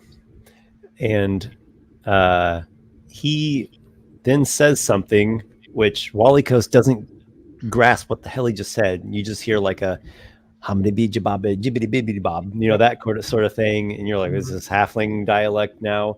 But Adriel, you picked it up. It's in Thieves' Cant. And he basically said to you, Adriel, this guy is like good for it. You trust him? Yeah, I'll respond, but I'll respond not in Thieves' Cant. I'll just respond in common so Walykos can hear it as well. And I'll say, I would trust him with my life. I've known him for a very long time, and you saw how skilled I was. He may be more skilled than myself. Maybe being the key words I have there. a really good feeling about this. I'm hyping you up, Walykos. Don't mess up. Fair enough. I feel really good about this. We're glad to have you with us, says Peter. And now we seal our cord. All right. Oh, God. Yeah. And they all hawk up some big old loogies and, hands all together. All right. All right. When in Rome. Yeah. Yeah, Adriel definitely does not want to, and he kind of looks at them a little bit odd, and then just sort of I guess I have to. He'll keep his glove on and shake the guy's hand. I'm just trying to see if I can trick them Adriel's somehow. been eating from the fancy table his whole life. Yeah. All right. This isn't how he usually seals contracts. All right, so you all shake on it, and the gnat. I feel like I put my hand out and then I tap them on the shoulder and then I do a pull back and then it's like the hands moving faster than the eye. I'll be like, yeah, we all shook. All right, good times. Yeah. Quick hands, skillful and agile, the two of you. Yes. So let's have some fun.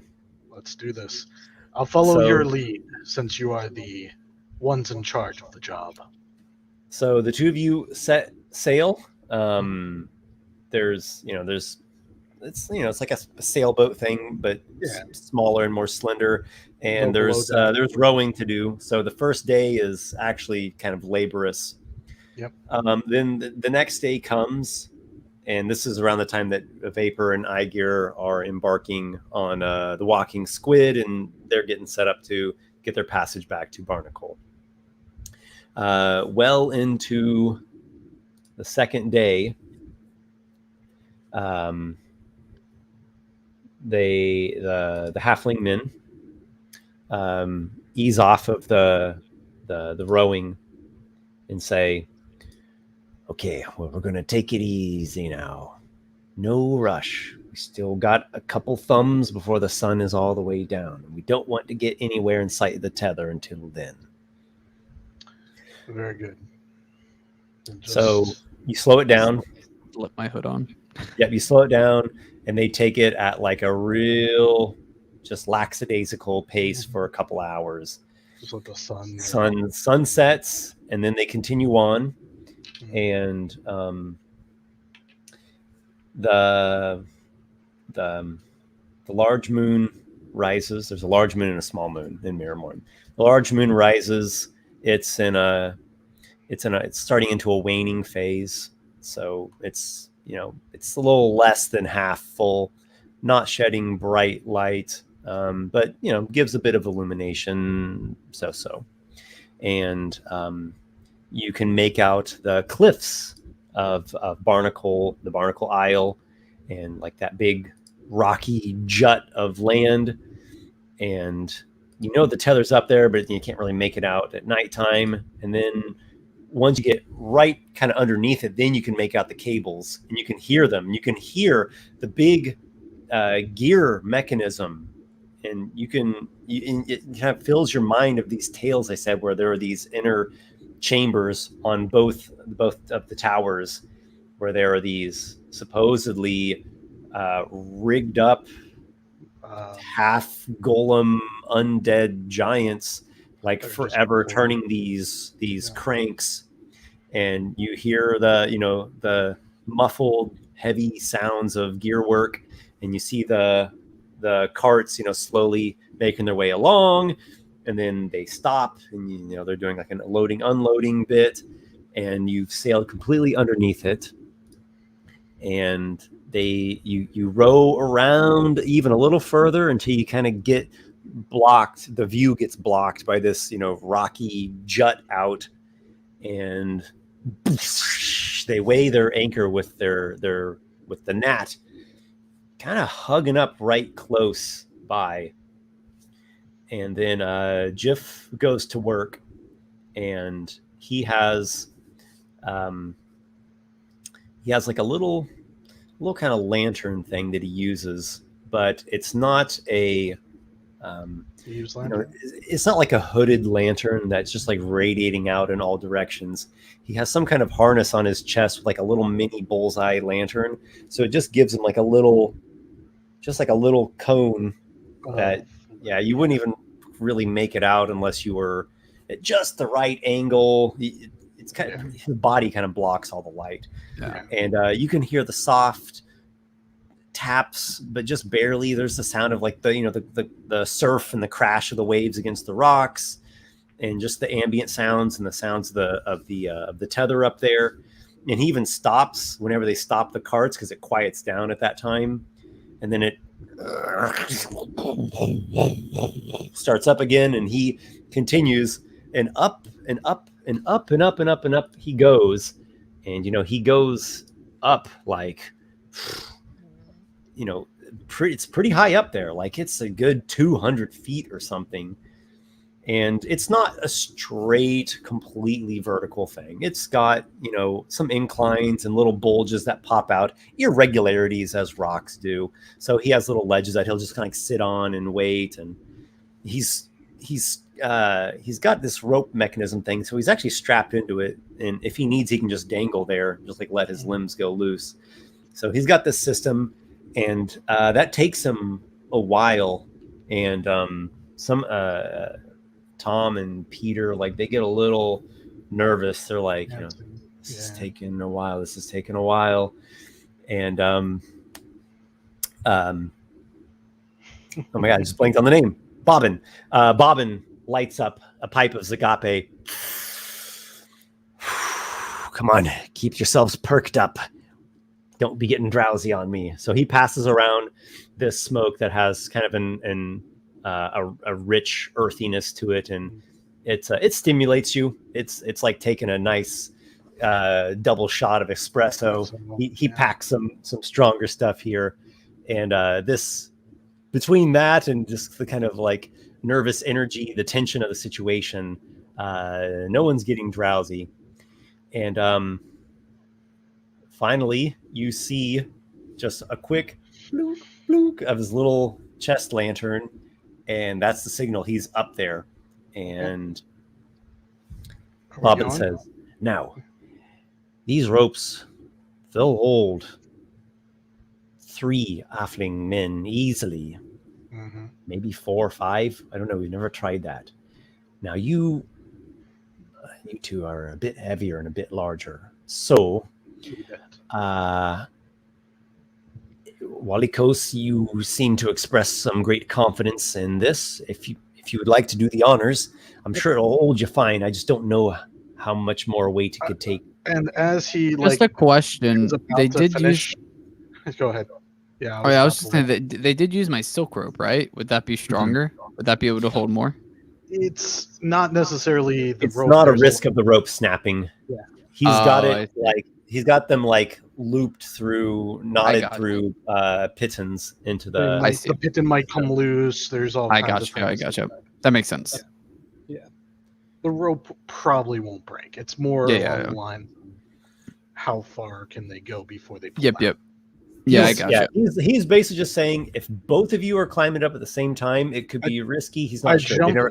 I jump onto the rope and I grab it and I just start arm over arm with my legs, my goat feet legs, being all easy to do it. Although they see an elf. Your legs climbing. Like dig right in, and it's not too hard of a climb. And I go up faster than they probably expected because I have a 45-foot move speed. Mm-hmm. So they probably expect me to kind of slowly climb. I'm just going up the rope, hand over hand. Yep.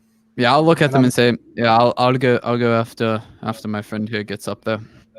Let me know how many checks or what you want to do, Esper, for this.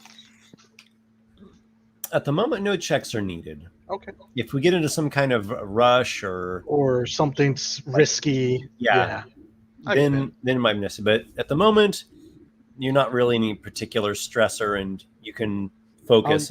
I'll use a bonus action to hide just in case something would need me to.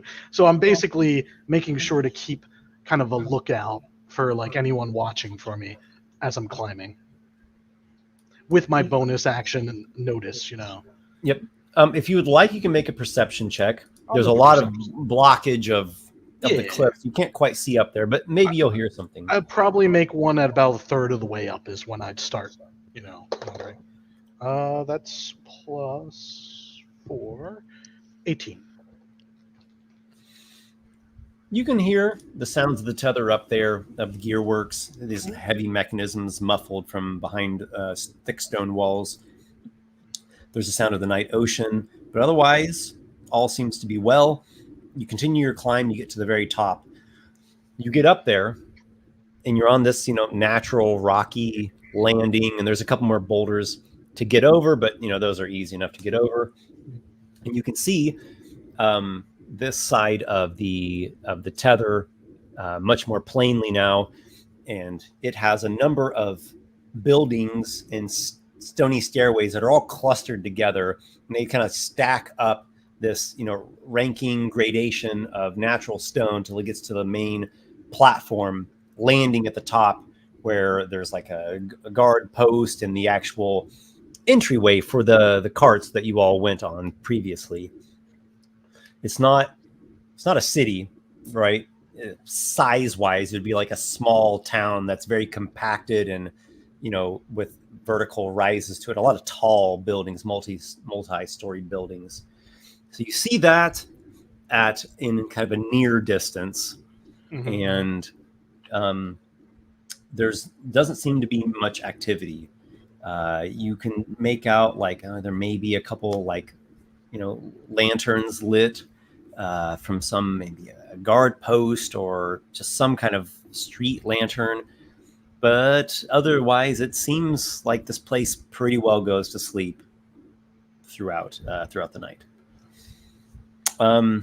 Adriel, if you want to go next, you're welcome to. Otherwise, the halflings are going to get up there. Yeah, I'll make my way up next, and I'm basically doing the same thing that Walykos is doing, like bonus action hide, making sure that no one's seeing me, keeping an eye out, all that good stuff. Okay. So we can safely say that Adriel gets up, and then Bobbin, Tom, and Peter, the younger one. So all. Well, actually, hold on. I take that back.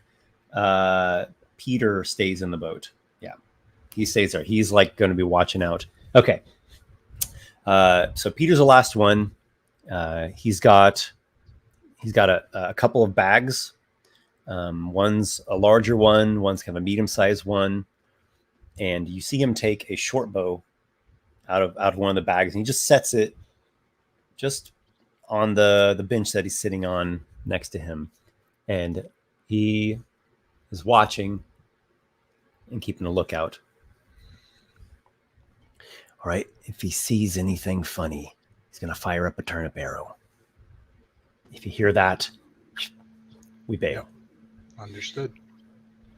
So, tell us how we play this, Bobbin. it is time to slip into the tether.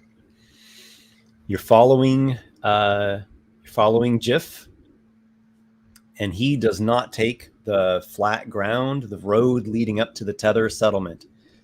He is taking you up and down these rocky formations along its side. This gets a bit trickier. Everyone make an athletics check. Can I do acrobatics instead? Can I also do acrobatics? If you do acrobatics, what that means is instead of like going on all fours, is like you're like jumping and balancing. Exactly. We're kind of doing a little cat spring between. I would much rather do that. Yeah, I'm okay if you increase the difficulty by a couple points.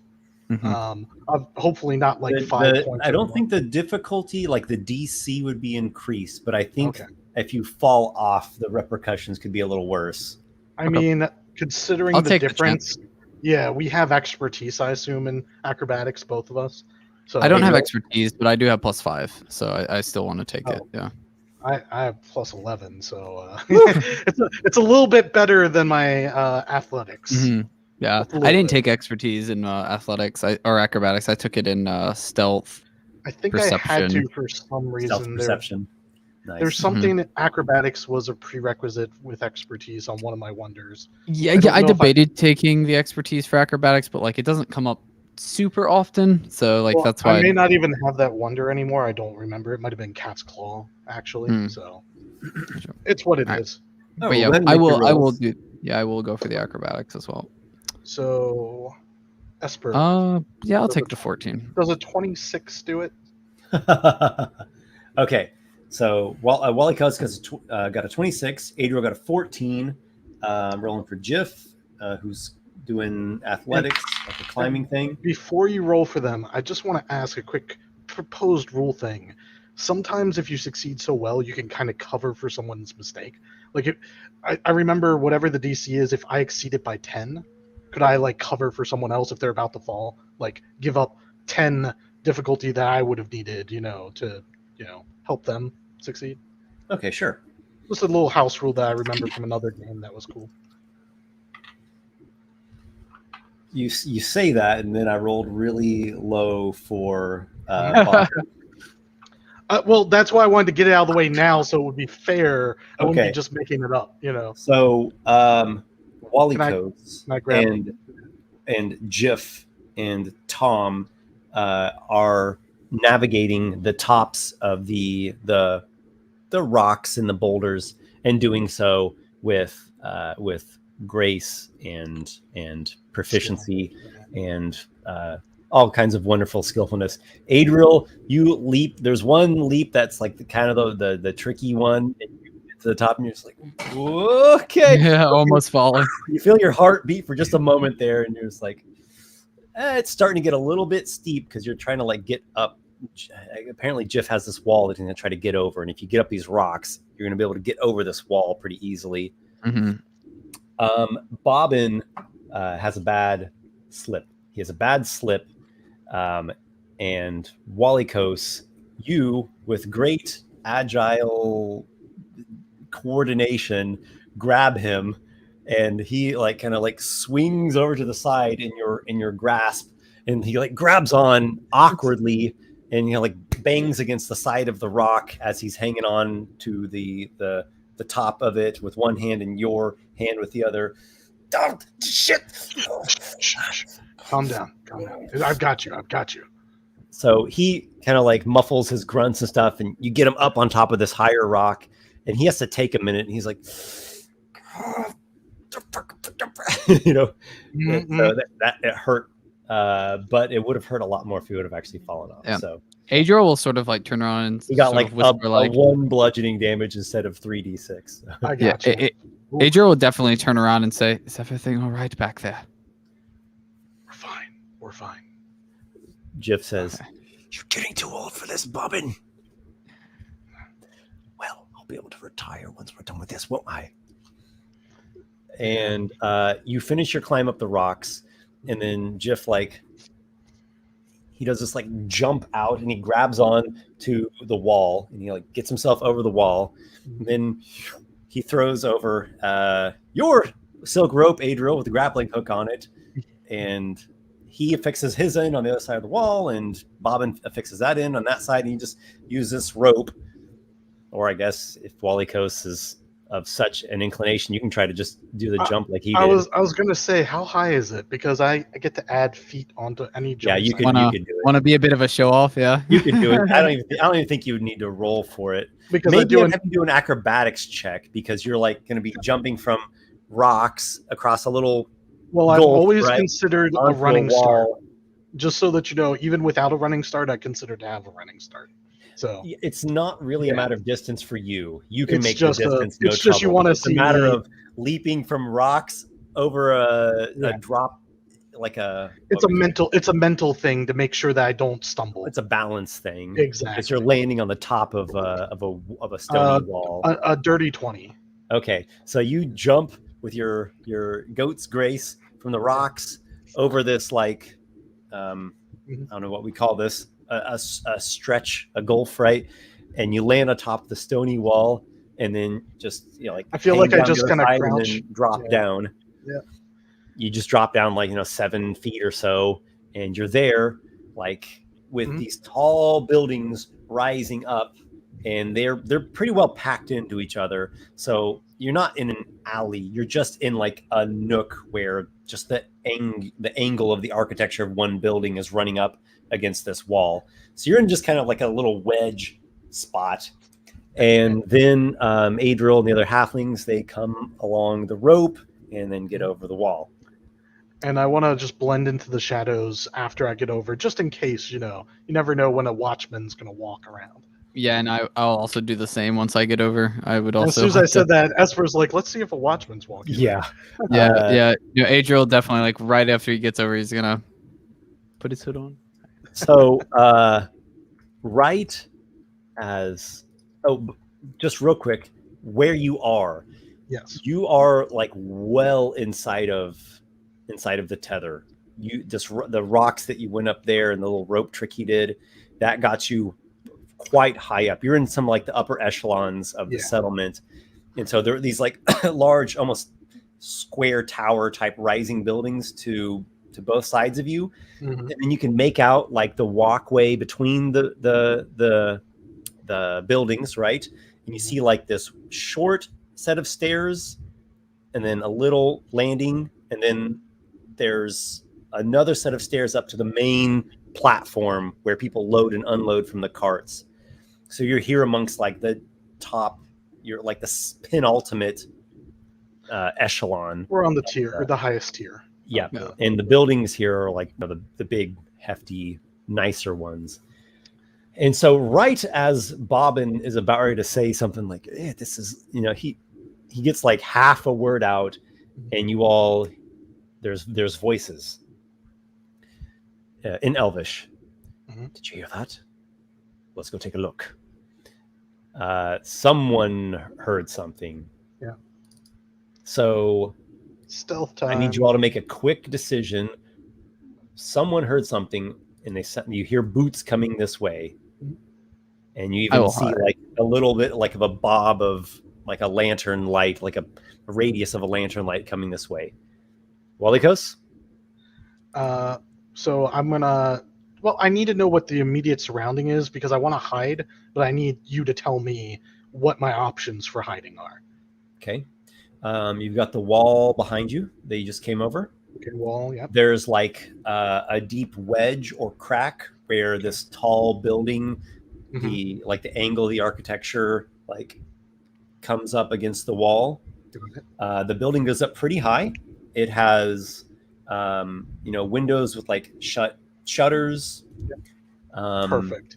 That's You've like given- immediately right there with you. Then Yep. like in front of you, no more than 15 feet away, is another building rising up really high.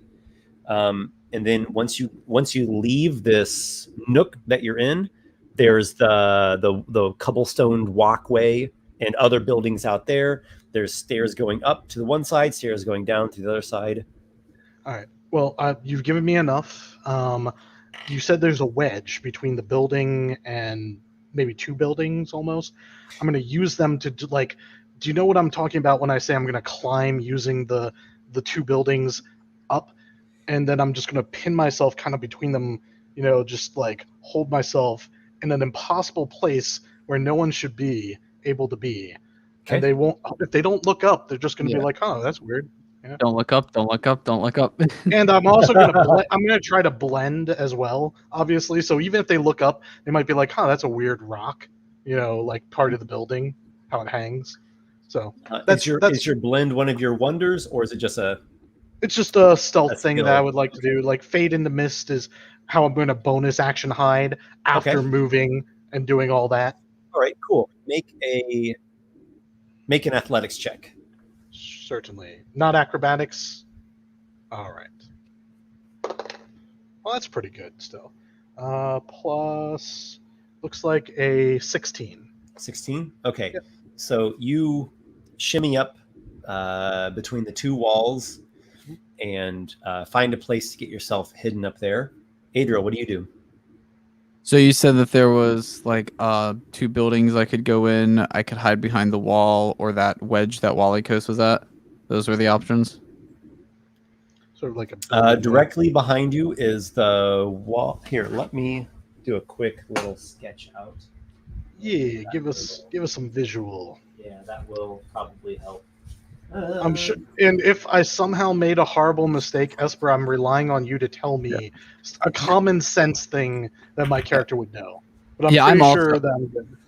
Yeah, I'm definitely not going where Walykos is going, because that would be weird to have two people go to the same hiding spot. It's like, because then if they see one of us, they see both of us. No, we have to like push against each other's feet. Like hold our backs against each wall, our feet pushing against each other. We need to do the thing that they did in the Emperor's New Groove with the and we walk our way up the wall. Yeah. Yeah. I mean, in theory, you can do that. It's yeah, it doesn't seem like it wouldn't work, right? Well, you're pushing against each other equally so that you maintain. You have to push equally against each other. But that's why your feet. And then you have to time the opposite foot correctly. Yeah. You have to do it at the same time. Yeah. Yeah, so you need to be able to either do it with someone who you completely trust, or practice Walykos and Adriel.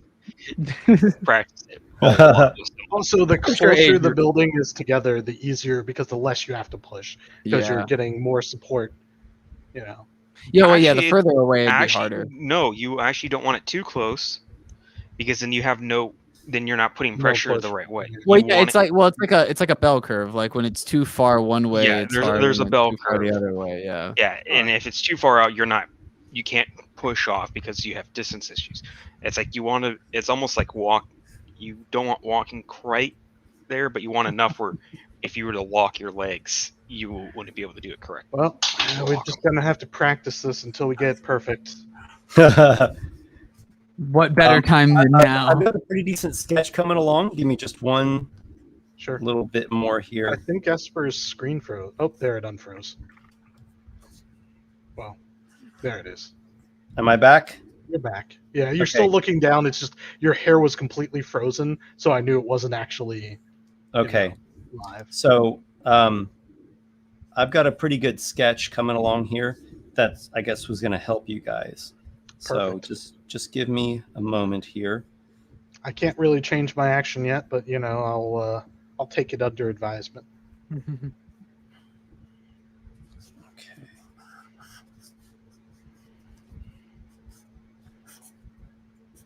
Okay, I think this is going to suffice for what it is that we're doing here at the moment, and I hope this is going to show well over the screen.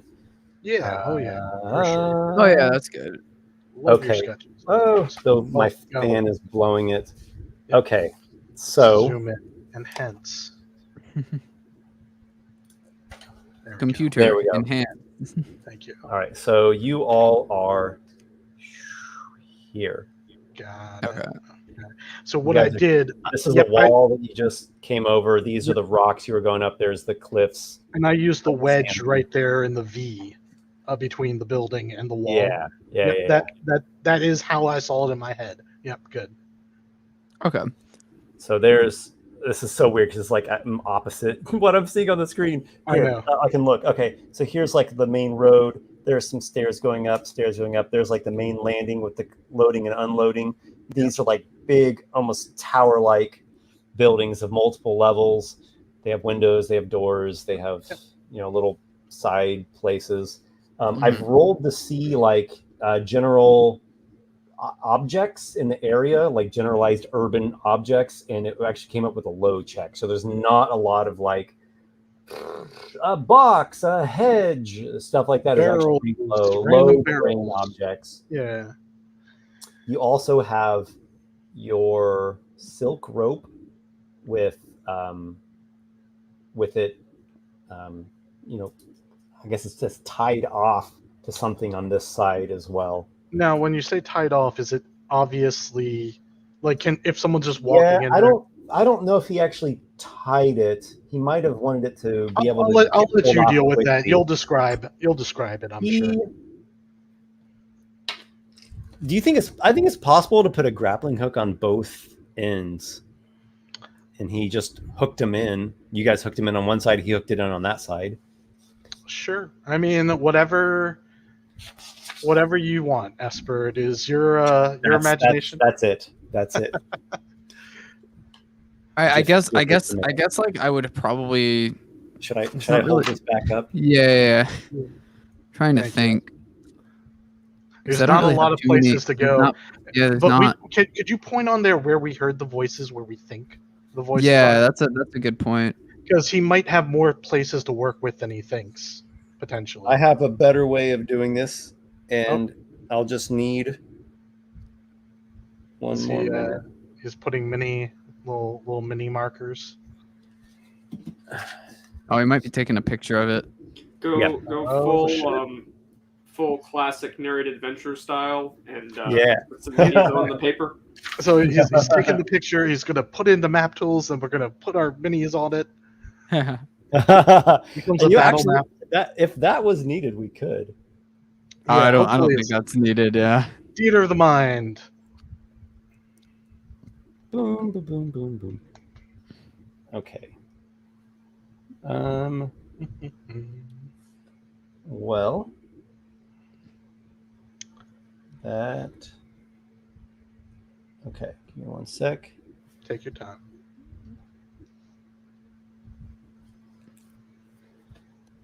Loading. Mhm. Loading. Okay. That was slow to load, probably because I'm live streaming plus running other apps. All right. Here we go. Boom, boom, screen share. Okay, Hey. that works pretty good. Awesome. Nice. All right, cool. So, Okay, so yes, this is much better. Okay, excellent. So you all came over in this area here. This is the general location that you're at.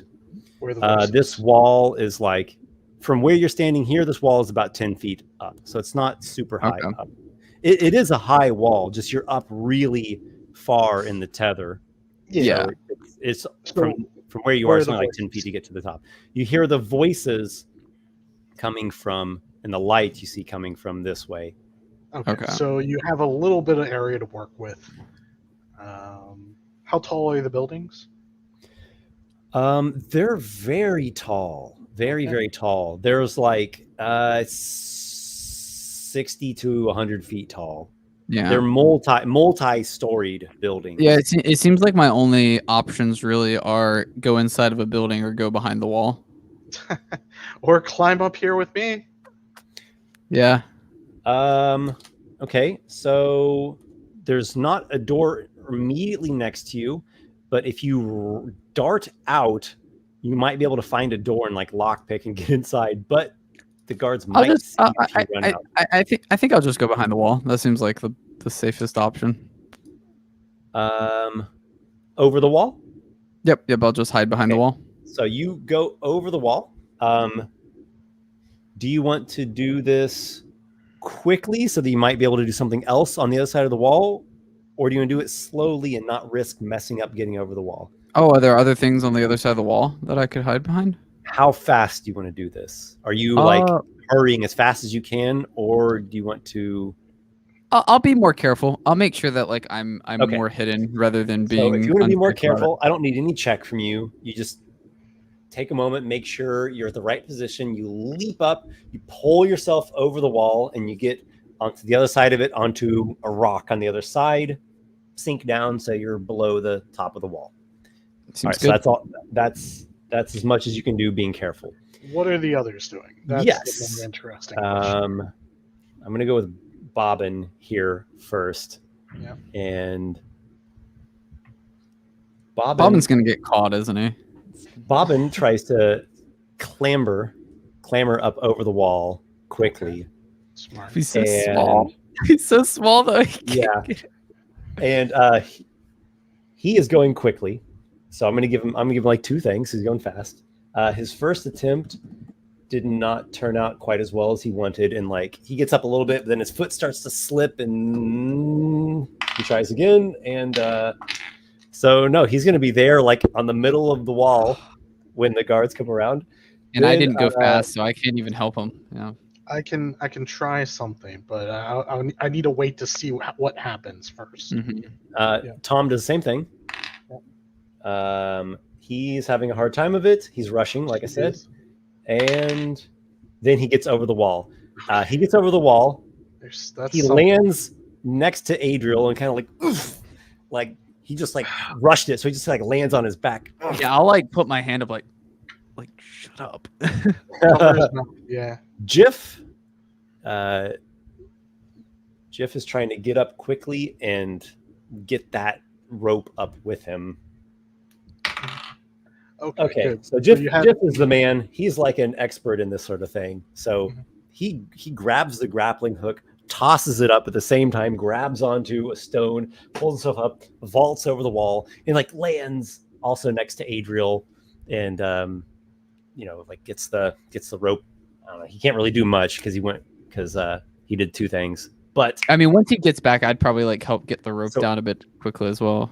Walykos is like cat shimmied, climbed up in the crevice up high, and Bobbin is like flailing at the wall, trying to get over it ineffectively, and then the others of you and the grappling hooked rope are on the other side on the top of a big So it's rock. just Bobbin who's just like out in the blue.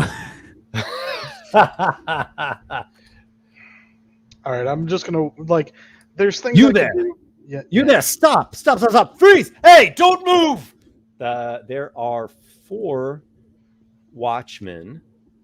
They're wearing chainmail. Yep. They have maces, light crossbows. One of them has a full-on hooded Typical lantern town guards. lit. Elves, yes, no surprise there. And Walykos, did you make a stealth check already? I did not. I could bonus that. I you had made the ability to- athletics. Yes, make a stealth check. Yeah, because Yeah, I had that the would- bonus action to make one. I just Yeah, didn't yeah. have a chance to. Does Adriel also need to do any of that, or have Not at it. the moment. 22. 22. Okay. So you're pretty well hidden Yeah. by the wall angle. Most right? people So they don't look up. Yeah. They don't like, have why a would really you good look at you, and you're in some shadows, and they're not even looking there because it's just a very Well, they've got an unintuitive place obvious to look. thing to look at. Like their attention is drawn to Bobbin. Right, they've got Bobbin like pretty Yeah. much right in front of them. They'd have to walk in there and then like look up, and Yeah. then we No. yeah. But maybe we'll get to that. We'll get So- to that. Let's see what happens. All right, so Yeah. that was essentially the guard's turn. They did like a dash and speaking to him, and they're very, very forceful and very aggressive and very, very menacing sounding. So I'll turn it back over to you all. I like this round type flow. Walykos, what do you do? Bobbin's So- on his own. Is Bobbin surrounded? Is that what it sounds like? Nope, not yet at least. So where is my image? There it is. There's my sketch. Okay, so Bobbin is like Yeah, right here. there. Yep. I'll And give the him a guards- turn. I'm just going to The guards made it to like there. I So think it's I'm like just gonna That, and you're stay up, still. You're up here. Yeah, I'm just gonna try to continue to hold my position. I've got to be like 20 feet up, right, or so, Mhm. Yep. because it's about half my move speed shimmying up there. Yeah, I'm just gonna stay 20 feet up and assume that none are gonna You look could up. get over the wall if you wanted. I want to be ready to drop down if needed, but I'll be honest, I don't expect any of them to look over here. Uh-huh. It's rather strange for them to look 20 feet up and at a particular dark area of the wall. Okay. Um, So you don't move at all. You just hold. Yeah, I want to hold because I feel like Bobbin might be able to get away. You know, like he might climb over the wall. And if he does, that's going to draw attention to the wall, and I'll be on this side of the wall. You know, so maybe I can, we'll see what happens. Okay. Gotcha. I So- will say this, though. You said that on this tower there are little shutters and windows. Oh yeah, definitely. There are a number of windows, and I want there's to. even a couple like small balconies, and the windows are like shuttered closed, and the balconies have the doors closed, of course. Oh, can I But- get onto a balcony? Then I don't have to like hold my position. Okay, so let me give a good old roll of Yeah. fate. Yeah, there's a balcony right close by. I won't even have you an athletics check. This would Because just be it's kind of so like your close. speed, Yeah. and you just kind of like, whoop, just do a little, not even a leap of faith, just a little hop of over a stretch, and then you pull yourself up onto a balcony. So it's a small balcony. It's just a little ledge, and like only fit for one person, maybe a couple if they're like shoulder to shoulder. Just a little small perch. At that height, And it lets there's them like an look out. iron railing that you've gotten over, and then there's a door, shut door right behind you. I'm just gonna lie on the balcony and look over the edge. Basically. Okay, so you lie down on the ledge, Mhm. and what about Adriel? So does Adriel see Walykos like on the balcony now? Were you watching? You could stand up and look. No. No? I'll what I'll You do could is move out farther, maybe. Like where are you at? You're like here. I'm like there, yeah. Yeah. So I'll let me think here because I like knew that Bobbin you got because the wall. Bobbin's over. like right at the wall, and if Bobbin gets over the wall, and if they go over the wall, they're gonna see us probably. I want to like get into like a better. I want to get like away from the halflings in a better hiding location, if that makes sense. Like, location along the rocks. let me think. Maybe not. Give me a sec. Let me think here. You could crawl along the wall on your belly. Oh, could I actually do that? Okay, yeah, I'll do that. Actually, I'll You wanna do like, that? Kind of, yeah, I want to. Okay. Yeah, I'm gonna take the risk. I'm gonna like kind of Okay. get up and like go back further, sort of where Walykos was perched at, like on the wall. So let's see if your stealth expertise serves you well. Make a stealth check. Well, I have inspiration as well, so just in case, I got that. Let's do it. There we go. 26.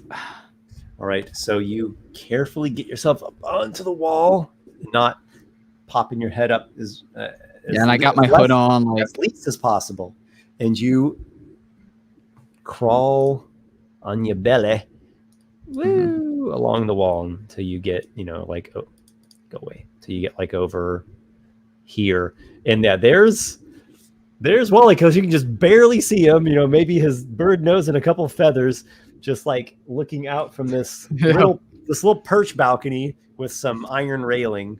Yeah, and if possible, like, would it? I was about to use my cursor to show you where it's at, but it's like you see where that V is, where Walykos was originally at. Can I on my belly like get behind that, like on top of the wall, if that makes sense? Do you see what I'm saying? You could get to like there. I can't get any further back. I kind of want to like you're get going to real a point. slow is the thing, True. right? But You're would it like dash as wide as you can and like crawling on your belly. He even does with a have his dash? bonus action. Yeah, because I have the bonus action stealth and stuff, You so I have could a dash. cunning action. Yeah, Okay. cunning action. Yeah, All so right, I should so be you able want to get like over here?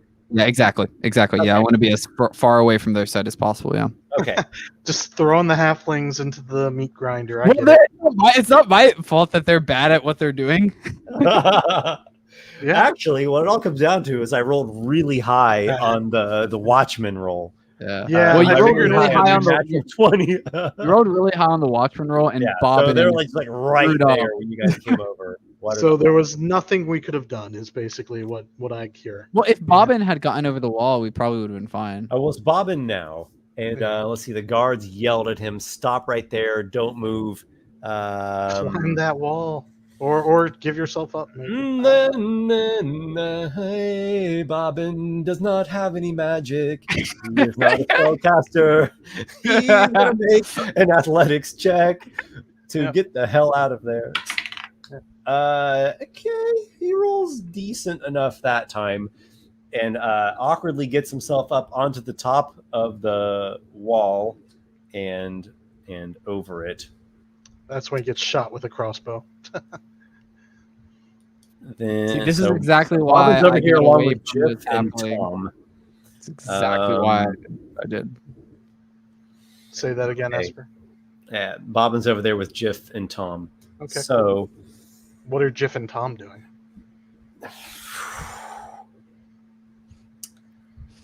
Helping Bobbin, or are they just leaving them? they're just trying to get out of. They didn't come here to get killed. Yeah. That's They're trying to get out of here. So, so I'm going to do I think it's going to be acrobatics, because that's the fast, like, jump and balance and run down the rocks sort of thing. Yeah. So I'm going to they're go. going to get themselves killed. I'm going to go with Tom first. Go, Tom. God. Okay, so he's making his way down. It's not terrible. And then Jiff, who's a little bit more of an expert type guy, he does the same, but he's going to say something to Adriel as well. He's gonna say something to me. Yeah, he whispers something up. Oh, to okay. He whispered. Okay. And this is in Like, hey, Adriel, don't give away your position. No, he whispers something as he passes by you in Thieves' Cant. Yeah. Thieves' Cant. Yeah. Please let him tell me who the target, like what we're Yeah. here to do. Yeah, he's gonna tell you the target. Yeah. But I need to make his roll first to get there. Something that we can recover this even if they run away. Exactly. Yeah. Exactly. Yeah. Because we're competent. We can do this by ourselves. Yeah. Like, even if we get caught, like, we'd probably be fine. His roll was awful. Oh, That's okay. Did Bobbin confide in any of us who the target was? Anything? No, he did not name the name. Yeah, what a bitch. I need to do another roll for Jiff here, a saving throw now. Oh, was that Jiff jumping? Oh, I thought- Oh, he. Oh shit! Does he tell me as he's falling? Does he tell me? completely messes up his jump, falls off of a rock, tries to like grab the ledge and just like pulls off a chunk of dirt and just goes. He tells me as he's falling, though, the target, right? He tells me. He probably doesn't scream like that, but it's for effect. I mean, I would be pretty.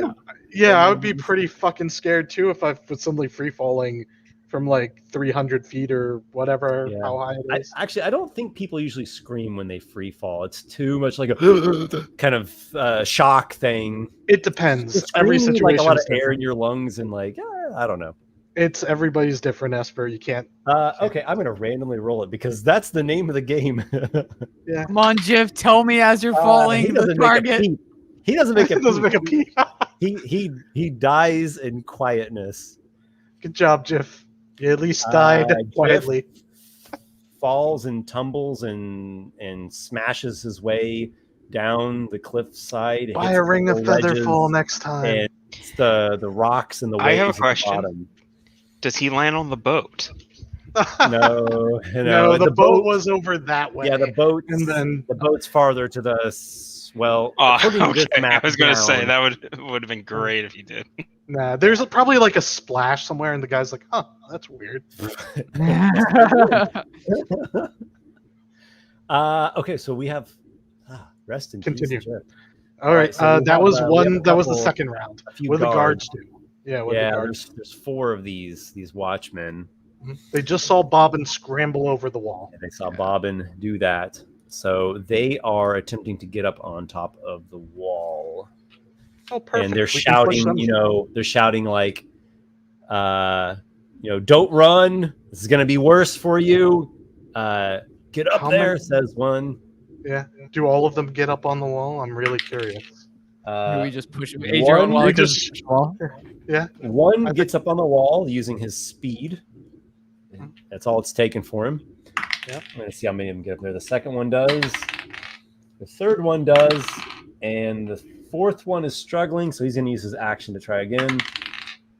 He's still struggling with it. Okay. So there's 3 guards up on the wall Next to Bobbin. here.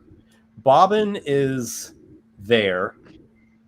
So they're next to So Bobbin. they are just like looking right over at him. Yeah. Tom is ignoring like Adriel. jumping. Tom's like jumping along the rock, so he's about there. He's getting And away. then Adriel's Adriel- there, Yeah. crowd like on his belly, Yeah. and Walykos is there. Up 20, 25 feet, whatever Yep. it is. So, Adriel, you can make a stealth check. The way that you've moved yourself is stealthable. Yeah, and I'm like on my belly with my hood over, like Yeah. Go ahead. completely Yeah. still. Yeah, and it's kind of dark up there. Mhm. And I'm sure my rogue outfit is blending into the night. Not to mention the guards have something to look at. Like Exactly, if yeah. if they were on a swivel, The they guard, might with have the lantern, yeah. he's holding it up. This is probably like his action, is he's like orienting his lantern Mhm. and getting it to like shine onto On Bobbin, so Bobbin. they can get a good look at who he is. I did get a 22. You got a Nice. 22? Okay. I think that's what I got as well. I'm gonna do 2 perception We're rolls. so, we're like it's like we've lived together for like our whole Hold lives. on, I'm gonna do the perception rolls. Don't get too happy. These guys, these are watchmen, and a Well, watchman. I have a they are much good at better- watching. I have a much better hiding spot. I've got a not a nat, but a 24 on one, and a very Wow. low on the other. Well, I'm about to do something that might mess up their perception, but I need my turn, of course. Yeah. So Walykos, make your stealth check as well. I did, but I have more cover now because I have the balcony, I assume. Would you like Yep. me to make a second stealth check then? Yep. Yeah. Okay. 28 plus 17, 25. Okay. So they're speaking to each other. There's that one there and over there. So they are aware of Bobbin, Tom, and Adriel. I would like to, if I may, Esper, once you've done that, drop the fade into mist, obscuring mist on top of the guards who are on the wall, who suddenly can't see where their feet are or anything around them. Are you using your sly hand obscuring- fate? No, the fade isn't it fade into mist? You can do it as a standard. Okay, that'll be on your turn. Yeah, which is Okay. up next. Yeah. If I So, understand. 2 watchmen Mhm. draw light crossbows, get them loaded, and they ready to shoot. Anyone who runs is a dead man.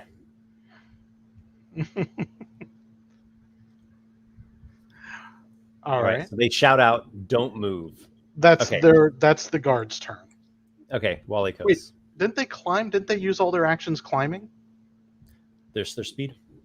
Okay. No, some of them. They only Only had to one of climb them. up Only there. one of them. Yeah, and only they one still of them get a used free the object action. manipulation. That's fair. Yeah, and only one of them used an action.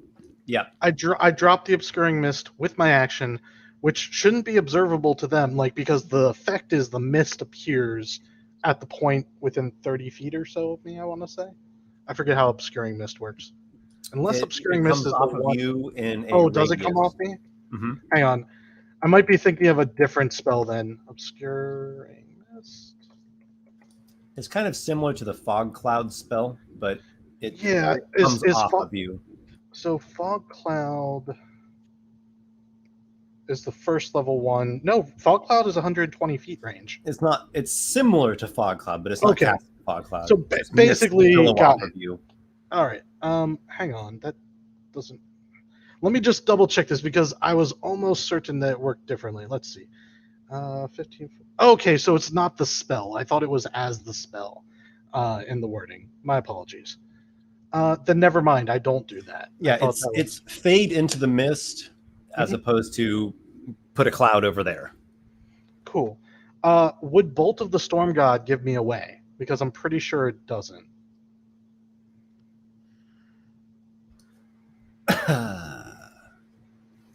Well, you I'm not saying I'm going to. call out to a god when you use Bolt of the Storm God. I'm not going to do that then. Yeah. I'm not worried about it. Can I use Master of Mass to change to look like a guard? Even though I'm still hidden, I'm not going to, go looking for Okay. trouble. But I want to just change to look like one of the guards that I'm seeing, just in case I need to, deal with them at some point. A disguised self illusion ripples over you, and you look identical like one of the guards. Yeah. All right. So you now have apparently a helmet and chainmail and a cloth tabard of the tether and Yep. the accoutrements of the watchman here, an elven fellow. All right. I'm just going to wait and see how Adriel. So it's Adriel, it's your turn.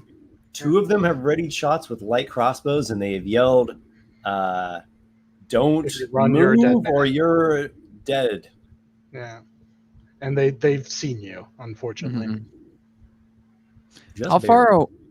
how far away would the because I'm thinking of just using my Take my these my, bitches my out. magic my magical passage to just get away because I can teleport 30 feet. Teleport 30 feet. Mhm. Oh, do you have a feat that gives you a Misty Step? No, it's my variant human. Misty Step. Yeah, Misty Step. Let me think. Because they wouldn't be able to see where I end up. They would just see me Well, disappear. You have to be able to see where you're going. I know. I can stand up and look for a place and stuff. Yeah. You see that? You see that? So if you go down from where I'm at, that little triangle. Circles. Oh, the triangle. Yeah. Yeah. You're talking about in the little crevice there. Yeah. You see down there. Is that would that be within 30 feet or maybe Yeah, that'd even be less? within a Misty Step if you want to go there, and then you'll just drop down. Question though, Might take a as little for falling damage. does that have a way out? It looks like the buildings meet. Or is that is there an alley there? There's that's a not good an question. alley. This is almost like a little courtyard area. Yeah. Yeah. There would be a door here to get into this building. Okay. That makes sense. Let me Okay. think because I'm debating if I want to stay in this area or if I just want to get out. Book You it. know. Yeah, GTFO. Move your speed, dash, and then dash again. What is that little circle? That little circle area. Yeah, what he's talking Wall. about there. This part here would be like a wall support. You know how if you're looking at battlements, there's a little circle, Yeah. tower wall. I don't have that many super good options right now, Yeah, unfortunately. it might be. Yeah, it might be. Have space on the inside like a tower. You're not sure, but it's part of the wall. Yeah. Well, I'm Yeah, Honestly, I you think could probably kill these guards if you really. I need probably could. Like that's the other option. It's like I could run, I could hide, or I could try. I think I'm gonna just try and fight them. I think you and I can probably The take these guys. halflings don't seem like they're here to kill anybody. Yeah, they're gonna freak out if we start killing these Yeah, guys. yeah, but there's only But- like 4 But guards, right? would you tell me what Adriel would do? Yeah. Yeah, It's I kind think of in a, this. it's kind of a tense situation, so I think overthinking it. Yeah, probably yeah. not I think Adriel might just What like. would Adriel do? Yeah, I think he's just gonna. Yeah, he's gonna attack them. I think he'll just attack them. He'll pull Okay. out his daggers and run up to one of them, and preferably one that Bobbin is next to. All right, for- so you reach for your weapons and you start drawing them, and they fire on you. Yeah, makes He's sense. got weapons. I guess it's just 2 shots. So these Well, are you are 2 prone, which is disadvantage to them That's true. because good they're point. more than 5 feet away and they have ranged weapons.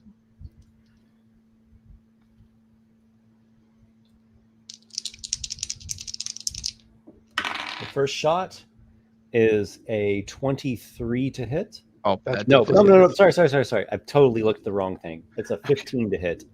that does not hit. That's much Okay. much better. The second crossbow shot is a 19 to hit. That's with That does hit. disadvantage. Yeah. Okay. Yeah, I rolled a nat 15 and a nat 16. Very 19 nice. does very hit. nice. A 19 does hit. Okay.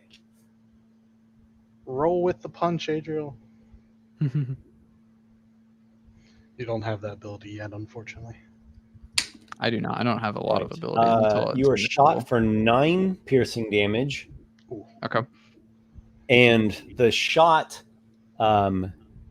has we'll call it kind of a dazing effect. It's a special, it's a feature they have. Make a Constitution saving throw. Not me. I'm not terrible at They that. shot my buddy. I'll use one of my inspiration. I'll use my inspiration. They Okay. fucked up. They fucked up Esper. It's 17. 17 is a success. So Ooh, yeah, you know, the first one was a 13 without the inspiration. So it's a bit, startling, and it smarts, but otherwise you weather the crossbow bolt as much as one could pretty much hope for. Okay, with hey. this new knowledge of dazing and them doing 9 damage to me, I am going to run. I am going to mark of the path, because that's scary if they all have that daze stuff, because that's a lot of con checks I'd have to make. Yeah, I'm just gonna teleport. Which way is to the ship, or back to where we came from? So down Yeah. on the map, going down, the ship Going would be down. the ship would be down further. Okay. Down Oh. is technically not south on this map, so I can't say south. It's technically like east, I want to say, right? It's like rotated. Okay, so 90. like if I'm looking, like, should I go up or should I go that way? The ship would be down on this map, would be the direction going from the ship, because you went up these rocks, up higher and higher to get over here. Okay, well, Which is I'll gonna make be my just way. like right next to the tower that you needed to get into for the target. It's fine. It's Well, fine. I'm gonna make my way as far back as I can. Since they already attacked, I won't use my Misty Step yet. I'll just dash away, because I can bonus So action and your action movement dash. speed and double dash. Yeah. Okay, So my you're, movement speed is running 30 feet. along the top of the wall. Yes. What is your acrobatics plus what? My acrobatics plus plus 5. Plus 5? Okay, yeah. Go ahead and do a roll. It's a slow chance that you would have a slip, but there's a chance. 19. Okay, you're fine. You run down the wall.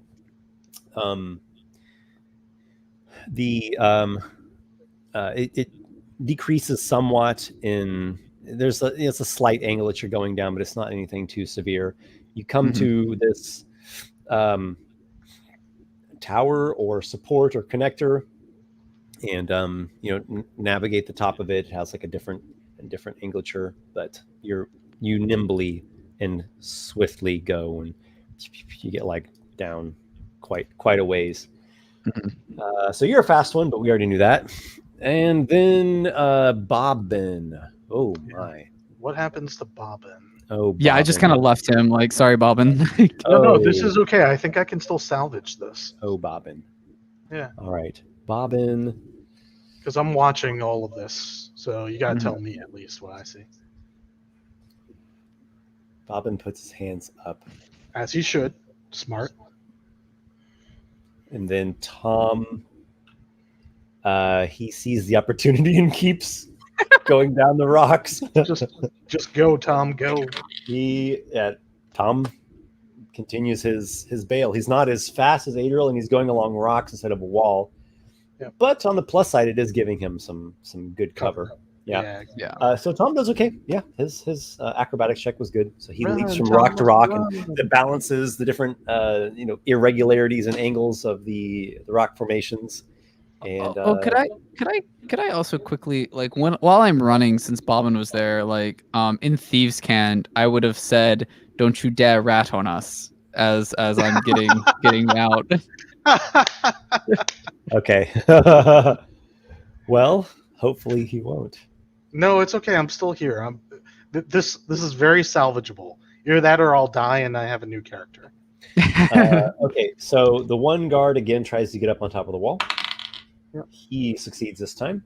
He produces his crossbow, and he loads it up and holds on Bobbin. So he's the one covering Bobbin. Yep. Well, the others are shooting. Yeah. The other three, I think they're going to take some shots.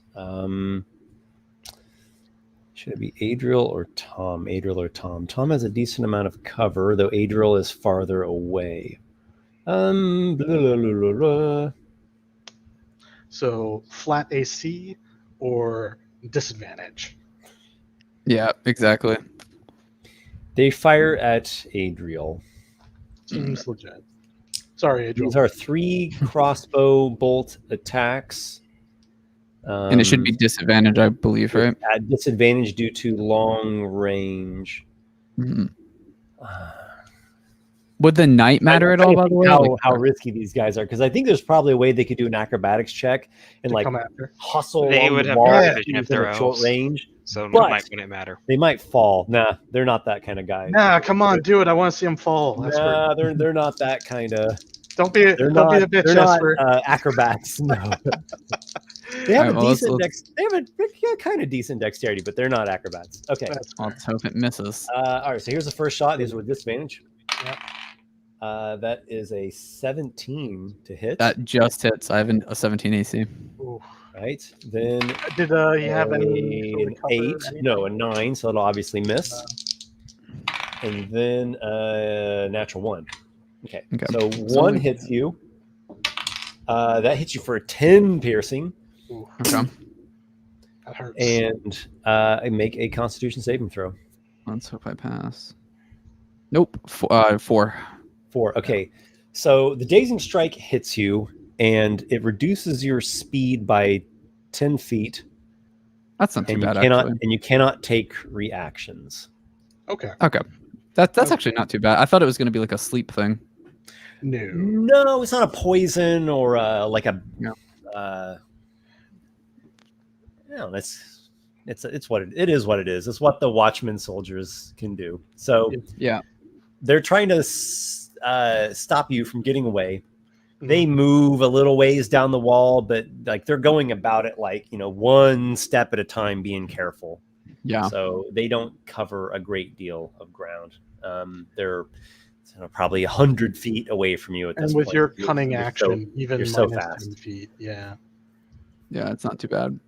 And I don't know what they would exactly say if Vince or Adam wants to voice act a guard here. What would the guard say? It's like, I got him, but he didn't go down. Like, He's hit. He's wounded. He's still on the run. After him. slippery bastard. I hit him, sir, but I didn't see him fall. Get after him now, recruit. Follow the blood drops then. You lazy bastards. Man, these We guards are got so hardcore. much fun on this. Suddenly the guards turn into hardcore. They're just die hard for this guy. Some good shooting there. Crikey. Walykos. Ye ballyhoo! Yes. Mother. All right. So Pleasure. let me just make sure I understand the situation. Motherless son of a goat. I see 2 guards going after Adriel. 3. I see 3 guards. I Yeah. see 1 guard with Bobbin. One's covering Bobbin, yeah. Now And the then third- Tom was like, you see, like hop, jump, Yeah. and he's like going down the rocks. Now I need to assess this, Esper. Are the 3 guards leaving the site of the 1 guard with Bobbin, or are they going to the edge, shooting, and then they're Yeah, going to turn so back? I'll come just back? do a little demonstration. So the one guard is like covering Yeah. Bobbin with like a ready sure. shot, and then the Yeah. other 2 are like carefully like going along the wall, Yeah. trying to not get themselves into a precarious situation. If you just take it slow, it's fine. But if you are like running down it, then it's acrobatics check time. Yeah. It's an easy DC, but I mean, It's always a chance. a low roll could be could not- doom you. not, Yeah. could be not We good. saw what Oh, happened and then movies, to cops, Tom. like, No, run, it wasn't like, Tom. jump Whoever. across Jiff. rooftops, Jiff. Jiff. It's Jiff. And Jiff was like the best. Like he was supposed to be the master of that. Yeah. Anyways, two nat 3s in a row. Oh my could, god. could be doom. can I? Here's what I'd like to ask Esper. Okay, well, it is your turn, so Yeah. Are there any other guards coming, or is it just these guys? Like, I want to listen carefully. I'll make a perception check, whatever you want. mhm. But I So want to hear if more so an come. active perception check would be an action. I'll let you decide on that. I will take an action to actively But proceed. passively, you don't hear any other guards coming. All right, I will still take the active just because I want to be certain. Like, do they have reinforcements that should be coming or not? Mhm. Unfortunately, that was not a good roll, so I doubt I find anything. with Okay, a 5. so as far as you know, Yeah. as far as you can tell, no. Yep. Does the balcony have a door? You said. Yep. Does it look like it opens from this side or only the inside? Can it be? Is it locked? Does it have a lock? So you just see like a basic handle, like a basic bronze type handle. Yeah. And it looks like it pushes in, and it doesn't open. You get the sense that they've got just like a basic latch thing on the other Wedge. side. That's fine. Is there a gap where you can, do a little slip the latch thing? Yeah. You know what I'm talking about? How well fashioned is this fashioned door? are- Well, you are in some of the upper echelons of the tether, so probably made well, but nothing's perfect. You tell me. This door is in need of some repair, actually. And it seems like a nice Thin thieves' piece of metal. Thieves' tool check or sleight of hand. I have even sleight a of nice- hand. A nice strong kick, you would be able to get through this door. Well, I don't want to. I would say in this situation it would be a sleight of hand check because you're not technically trying to pick a lock. What you're doing is you're trying to lift up a lever. So I would say sleight of hand. I would let someone do thieves' tool though. Well, Either one. Let me just tell you, I have expertise in sleight of hand, Okay. and it is at plus 11. So All right. Well, I'm sure you'll. I take out a piece of my thieves' tools, and I'm just gonna lift that up and see if I can do it. Yeah. Go without ahead. Make making a noise. sleight of hand check. 21. All right, you get it up enough, and you push the door, and it opens up, Yeah. and inside, you see what looks to be some kind of what's the word I'm looking for? Solar, Mhm. like a social room. A solarium, a sunroom, Mhm. Yeah, there are some parlor. high, like a parlor, right? Some high windows. The shutters are shut, and there's couches and cabinets and bookcases and Alright. a place of gathering and socializing. I know Smoking room. what I suspect is going to happen outside is they're going to slowly come back to Bobbin, and they're going to get him and take him downstairs. So before that happens, I want to make it out of this tower if I can, so that I can meet them as a guard and be like, "What's going on here? Explain what's happening," kind of thing. And maybe I can either subtly take Bobbin off their hands, or more likely get him to tell me information as I lean in and say, "You're going to tell me everything you know. It's me," like. Yeah. And it's like, tell me If what you're only you had Thieves' Cant, you could slip in a couple Yeah. of hibbity-jibbities that only he would pick up. Unfortunately, Adriel, for some reason, never taught me Thieves' Cant. I don't know why. We're such good buddies. Yeah. It never came up in conversation. It never really did, I guess. You know what Thieves' Cant? Yeah, you never told me that. You never asked me. But So, yes. I'm gonna pause the scene of the tether. Okay. And need time we're to pretty much prepare out this. of time, though. I would be Yeah. remiss if we didn't just real quickly check in on Vapor and Aygir. I don't know, maybe Who have been very pick it good sports, by the way. Can we give some appreciation to the splitting the party guys?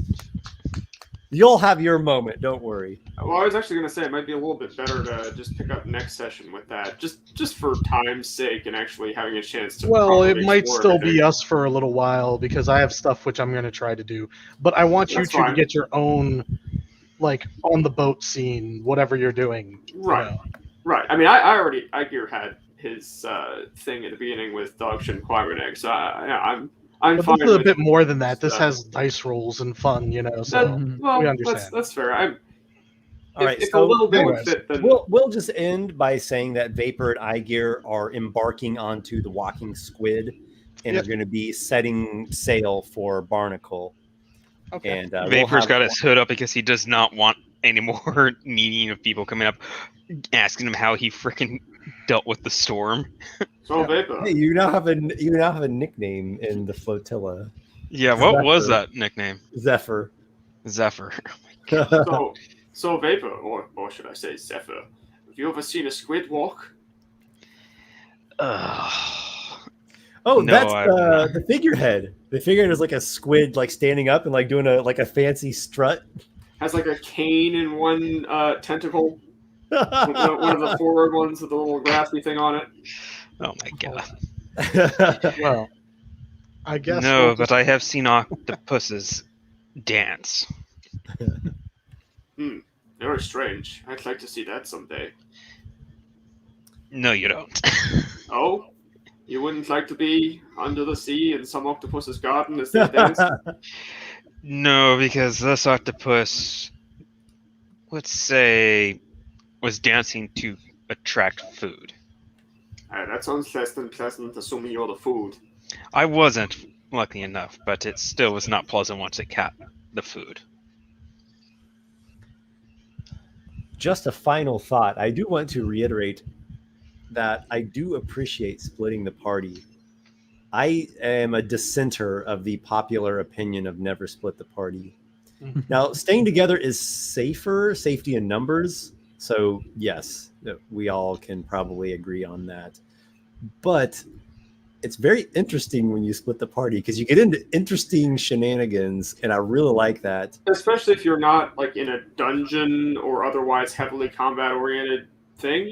Yeah. It's a great chance to give everybody a little view of the city from different sides. Yeah, I think splitting the party is like fine, as long as everyone's up for it, because not like the players or the characters in the game aren't always going to have the same things they want to do. It's like that's okay. Let people. Yeah, let them you do need things, to. You have to be able to. Shit, I just lost my track of. You got to be able to balance between focusing completely on the party and allowing everyone to do their own individual thing. And when you do this party split, you can let that focus split between where now everyone can do their own little thing. Depending on how the party split. I also think that sometimes people associate not splitting the party in dungeons, right? Because you don't want to do that in a dungeon, but they associate you should never split the party in the dungeon. And they say you should never split the party anytime. It's like, no, it's okay to split the party sometimes. Well, I even appreciate splitting the party in a dungeon. So I've here's seen the many, thing. especially rogues, are like, okay, stay here. I'm going to sneak around that's for a fair. while and spy on stuff. Consult your DM before splitting the party because some DMs are great with it. Others are like, please don't. I have 50 things I'm trying to do. And if I have to split my attention between 5 to 6 people, it can It be a depends pain. on the group. Yeah, and the yeah. DM I think that's a general rule. Consult your DM. DM's experiences may vary, but for us at least, this group splitting the Yeah, party is I enjoy it, and Yeah. I would kind of like what Vince was saying. I would not enjoy it if it's like, no, we're forced to where we always have to be together. It feels kind of contrived to me. So Well, we're gonna all split one person to each group, 4 groups, Esper, Yeah. and you have to run all of it's, us. it's kind of cool though. It's like, you're here and then like out there at this other place are the other guys, and you're gonna like try to get back together, and maybe Yeah. there's a tense situation and you need to like You're hurry and you're find the the rest of computer, them. and we're just playing a video game in your head, Esper. Well, we You all kind but of the puppets we on did my puppet stage. I do remember in Dreams and Nightmare, we did kind of have a little bit of a party split with Drake when he scouted ahead, because he would get really far ahead at times, Yeah. Yeah. and Esper would have to kind of balance that. So Drake we've done was this super before. mobile. It's not completely new to us, but this type of split where we're having such a massive gap between people, I think we have not done before. And I am enjoying it. No, It it's is fun. It is sometimes, interesting. yeah. It is definitely entertaining to see. Okay, what is we'll going on. resume here next session. Yeah, Sounds sounds good. good. All right. Thanks everybody for watching, and until next time, we'll see you here in Sunday here in 2 weeks. 2 weeks. See you guys later.